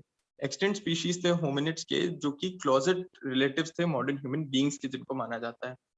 अब ये यहाँ पे इसकी detailing mentioned है। Modern day humans जो है 50,000 न्यूक्लियोटाइड्स शेयर करते हैं, और जिसपे से इन क्रोमोसोम 3 जिस विद निएंडरथल्स। तो ये पॉइंट अपने आप में एक इंटरेस्टिंग, इसलिए मैंने मार्क करा। अब ये देखिए साउथ एशियंस का इसमें क्या कॉन्टेक्स्ट है, उनके संदर्भ में बात करी गई है। A part of host chromosome 12 तो previously shown to protect against the virus was also inherited from the Neanderthal genome. 30% South Asian bearers जो हैं वो क्रोमोसोम 12 रीजन से आते हैं। Virus can only survive and multiply in host cells. Therefore, understanding of the host genome is paramount to studying both the susceptibility and protection against the virus in a given population. तो study का significance क्या, वो इस एक point में encapsulate हो जाता है। तो again ये देखिए यहाँ पे detailing दी गई इस point की। तो basically again an important study, but a science kind of news, you can stretch over it, you can learn about it, but इससे ज्यादा elaborate जाने की आपको इसमें जरूरत नहीं है। आपको गूगल में भटकने की इसके लिए जरूरत नहीं है, वैसे भी जरूरत नहीं है, बट इसमें तो खास करके जरूरत नहीं है। Core sectors rebound but underwhelmed. 8 core sectors grew by 6.8% in March 2021, highest in 32 months, after a 3.8% dip in February, but the spike was largely due to the base effects from March 2020. अब ये देखिए financial news है। अब यहाँ पे इससे related जो भी पॉइंट्स मेंशन्ड है, सारे फाइनेंशियल एस्पेक्ट्स हैं। ये इसको मैं नहीं टच अपॉन कर रहा हूँ बिकॉज़ इसमें 4 पॉइंट है, चारों पॉइंट आपको मेंस के लिए भी वर्क करेंगे, प्रीलिम्स के लिए भी वर्क करेंगे, इसमें कोई डिस्कशन वैल्यू नहीं। Herpetologist Deepak Veerappan has a snake named after him. Important and interesting, a tiny snake, Xylophis deepaki, has been named in the honor of an Indian herpetologist, Deepak Veerappan, for his contribution in erecting a new subfamily Xylophinae to accommodate wood snakes. Common name जो है वो दीपक would name इसको दिया गया है, would snake. ये snake के बारे में बताया गया है, 20 सेंटीमीटर का लेंथ है, इरिडिसेंट स्केल्स हैं इसके। पहली बार कोकोनट प्लांटेशन कन्याकुमारी में पाया गया था। अब ये एंडेमिक स्पीशी है तमिलनाडु का और सदर्न वेस्टर्न घाट्स में भी देखा गया है, और इसको ड्रायर रीजन्स और लोअर एल्टीट्यूड्स ऑफ अगस्थ्यामलाई हिल्स में भी पाया जाता है। इंपॉर्टेंट बेसिक, कोई डिस्कशन वैल्यू नहीं है, इंपॉर्टेंट ऑब्जेक्टिव फैक्ट्स थे वो हमने डिस्कस कर लिए। Olive ridley turtles stay away from Rushikulia in Odisha this year. तो अब एक्सपर्ट्स ने ऐसा कहा कि Olive ridley turtles जो थे वो इस बार रुशिकुलिया रुकरी इन उड़ीसा's गंजम जो नेचुरल फिनोमेना है उससे दूर रहे इस बार। Rushikulya river mouth is considered the biggest rookery in India after Gahirmatha. ये सबसे छोटा और सबसे अबंडेंट सी टर्टल्स से घिरा हुआ जगह है, inhabiting warm waters of the Pacific, Atlantic and Indian Oceans. अब ये जो टर्टल्स हैं अपने कैंप रिडली टर्टल्स के साथ, वो सबसे ज्यादा जाने जाते हैं मास नेस्टिंग के लिए, जिसको कि आर्यभट्टा बोला जाता है, जहाँ हजारों की तादाद में जो फीमेल्स होते हैं वो अपने अंडे देते हैं। इसका IUCN स्टेटस क्या है? वल्नरेबल। अब यहाँ पे थ्रेट्स के बारे में बताया गया है और फिर इनिशिएटिव्स जो central as well as I think Orissa government ने ही इसको लेकर के स्टेप्स लिए हैं, वो यहाँ पे मेंशन्ड है। अगेन इनकी देखिए ये इनिशिएटिव में आप इस एक्ट की बात करेंगे, फिर आप टर्टल एक्सक्लूडर डिवाइसेस की बात करेंगे, फिर आप ऑपरेशन ओलिविया की बात करेंगे। वो इन्हीं सब चीजों की बेसिकली यहाँ पे बात हो रही है। इनको पढ़ेंगे समझेंगे तो आपको ऑब्जेक्टिव फैक्ट्स के टर्म्स, टर्मिनोलॉजीज एंड डेफिनेशन समझ में आ जाएंगे। सुप्रीम कोर्ट ने सेंटर को नोटिस दी है on plea challenging sedition law. तो अब इस बेसिकली इसका अगेन डिस्कशन वैल्यू इसकी mainly in terms of self generating language and understanding value है इसकी, मतलब आप खुद से इसको पढ़ें और समझे उसकी वैल्यू है कि जो सुप्रीम कोर्ट में है उन पे पिटिशनर्स ने प्ली डाली थी सेडिशन लॉ के against for comments and cartoon shared on social media platforms. अब इस पे उन्होंने कहा था कि ये fundamental right of freedom of speech को हिंडर करता है, जो कि हमें कहाँ मिलता है? आर्टिकल 19 मने सेडिशन लॉ जो है वो अंडर पीनल कोड में, इंडियन पीनल कोड में आता है और वो इसको हिंडर करता है। 124A of IPC sedition is an act. अब ये पूरा सेडिशन लॉ के बारे में बताया गया, ये आपको बाय हार्ट पता होना चाहिए। ये लाइफ इम्प्रिजनमेंट या imprisonment up to 3 years with fine देता है। अगेन यहाँ पे वेरियस वर्डिक्ट्स की बात करी है जिनसे रिलेटेड हमने यहाँ पे बात करी है कि Romesh Thapar case, Kedarnath Singh case, Kanhaiya Kumar case redefined sedition act only if it essential ingredients जैसे कि disruption of public order, attempt to violently overthrow lawful government and threatening the security of state or of public। तो यही बेसिक इसकी news थी, sedition law से related थी। इसकी थोड़ी डिस्कशन वैल्यू मेंस के लिए इंपॉर्टेंट है, बाकी सब आपके जो 3 पॉइंट्स मैंने हाईलाइट किए उसके अलावा पर वो प्रीलिम्स के लिए। UP, MP and Rajasthan get maximum grants in last 3 years. In 3 states को 5 से 6% टोटल ग्रांट एलोकेशन मिला है। ज्यादातर नॉर्थ ईस्ट स्टेट्स को लेस देन 1% एनएचएम ग्रांट्स मिलते हैं। नेशनल हेल्थ मिशन की हम यहाँ बात कर रहे हैं, जो कि 2013 में लॉन्च किया गया था, subsuming the national rural health mission focused on rural areas and the national urban health mission. अब इसके पर्पस क्या है? देखिए 1, 2, 3, 4। अब इसके प्रोग्रामेटिक कंपोनेंट्स क्या है ये हमें बाय हार्ट पता होना चाहिए। Health system strengthening, reproductive maternal neonatal child and adolescence health, जिसको कि RMNHCH+A, and communicable and non communicable diseases इसके कंपोनेंट्स। सेंटर फंडिंग पैटर्न यहाँ पे रेशियो बताया गया है, ये पता होना चाहिए। इसके साथ आगे की न्यूज है कि navy launches operation Samudra Setu for shipment of oxygen filled containers to India. अब ये इंडियन नेवी ने लॉन्च किया in order to augment its ongoing national mission to meet the country's oxygen requirements. Warships को भी लगाया गया है इसमें, और ये इंपॉर्टेंट है बिकॉज ये एक ऐसा पैंडेमिक के टाइम में इसमें नेवी ने जो स्टेप्स लिए उनके बारे में बताया जा रहा है। और ये पॉइंट भी इसी सेंस में इंपॉर्टेंट है कि एयरक्राफ्ट कैरियर्स लिए जा रहे हैं कंट्री, वो एम्प्टी हैं क्योंकि ऑक्सीजन फिल्ड टैंक्स को एयर के थ्रू नहीं ट्रांसपोर्ट किया जा सकता है। तो ये अगेन 3 पॉइंट्स हैं, इंपॉर्टेंट है। वॉरशिप्स का रोल इसमें जो बताया गया है, to carry liquid oxygen filled cryogenic containers and associated medical equipment to India amid its worsening COVID-19 pandemic. Also, its containers carried on aircraft around the country are empty because oxygen filled tanks cannot be transported by air. Government to provide 15,000 crore for states for capital expenditure. इस scheme के तहत financial assistance जो है वो state governments को 50 साल के interest free loan के तहत दी जाएगी। गवर्नमेंट ने डिसाइड किया है कि वो 2021-22 में भी स्कीम को कंटिन्यू करेगा। ये उनको ऑनगोइंग कैपिटल प्रोजेक्ट्स में हेल्प करेगा। ये फंड्स जो हैं वो पेंडिंग बिल्स के लिए भी यूज किए जा सकते हैं। कैपिटल एक्सपेंडिचर एम्प्लॉयमेंट बढ़ाता है, फ्यूचर प्रोडक्टिविटी बढ़ाता है और higher rate of economic growth बढ़ाता है। अगेन लेबर मिनिस्ट्री ने नोटिफाई किया है कि जो एम्प्लॉयज प्रोविडेंट फंड ऑर्गेनाइजेशन है वो 5% तक AIF में इन्वेस्ट कर सकता है इंफ्रास्ट्रक्चरल पुश, यानी कि इंफ्रास्ट्रक्चर को बढ़ोतरी देने के लिए। EPFO can invest up to 5% in alternate investment fund to support infrastructural push. अब ये देखिए ऊपर से रिलेटेड न्यूज ही है यहाँ पे भी कि AIF क्या होता है।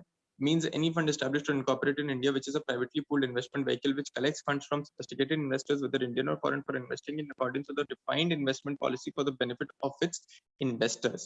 सेबाई इसको 3 कैटेगरीज में इंट्रोड्यूस करती है। ये हमने 3 कैटेगरीज मार्क करी, आपको पता होना चाहिए by heart. RBI joins network for greening financial systems. Okay, मैं एक बार इनको रिपीट कर देता हूँ। Category 1 AIF like venture capital funds, Category 2 AIF like private equity funds, and Category 3 AIF like hedge funds. अब RBI network for greening financial system, RBI ने कहा है कि वो benefit करेगा from the membership of NGFS by learning from and contributing to global efforts on green finance which has assumed significance in the context of climate change. तो पहला point जो आपको बता रहा हूं उसमें क्या क्या है, central bank supervision network for greening the financial system as a member, उसने ज्वाइन कर लिया RBI ने। अब NGFS क्या है वो बताया गया यहाँ पे कि एक group of central bank supervisors willing to share the best practices and contribute to the development of the environment and climate risk management in the financial sector. इस सिस्टम को पेरिस 1 क्लाइमेट समिट दिसंबर 2017 में launch किया गया था। तो दोस्तों इस बार इसी के साथ हम इसके एंड में आते हैं। And one thing that we really need to understand and realise over here is that इस बार हमने काफी जल्दी में और काफी पॉइंट स्किप करके लर्न किया। मेरा पॉइंट यहाँ पे ये है आपको समझाने के लिए कि आई डू नॉट वांट कि ये वीडियो इतना बोरिंग या कम्बरसम बन जाए कि आप इसी में आपका 3-3 4-4 घंटे कंज्यूम हो जाए और जो वैल्यू होती है खुद से पॉइंट्स को लर्न करके खुद की लैंग्वेज में समझने की वो खत्म हो जाए। इसलिए मैंने वो पॉइंट्स मेंशन करे। तो आप जब पीडीएफ पढ़ रहे होंगे तो आप इस वीडियो से असिस्टेंस ले सकते हैं कि कहाँ पे येलो मार्क है, कहाँ पे रेड मार्क है, कहाँ पे मेंस मेंशन्ड है, कहाँ पे प्रीलिम्स है, कहाँ पे दोनों मेंशन्ड है, और आप उसके हिसाब से अपने पीडीएफ की रीडिंग को फैसिलिटेट कर सकते हैं। उसके हिसाब से आप हेल्प ले सकते हैं अपने पीडीएफ को रीड करते वक्त, जो कि आपको नीचे डिस्क्रिप्शन में मिलेगा। तो ये इसके हिसाब से ज्यादा इंपॉर्टेंट है। हम उम्मीद करते हैं कि आगे आने वाले दिनों में हम जब आपको और वेरियस सेक्टर्स में डिमार्केट करके इंफॉर्मेशन प्रोवाइड करने लगेंगे तो हम आपकी और मदद कर पाएंगे। बट ऑफलाइन पीडीएफ अवेलेबल है, आप इस वीडियो को रेफर कर सकते हो पढ़ने के लिए, समझने के लिए कौन से पॉइंट पे फोकस करना है, कौन से पे कम फोकस करना है, और आप उसके हिसाब से पढ़ सकते हो। I hope this helped. Please subscribe to our channel if you liked it. If there is anything that you want to comment about that you feel was good or not good, please comment. Here's me signing off.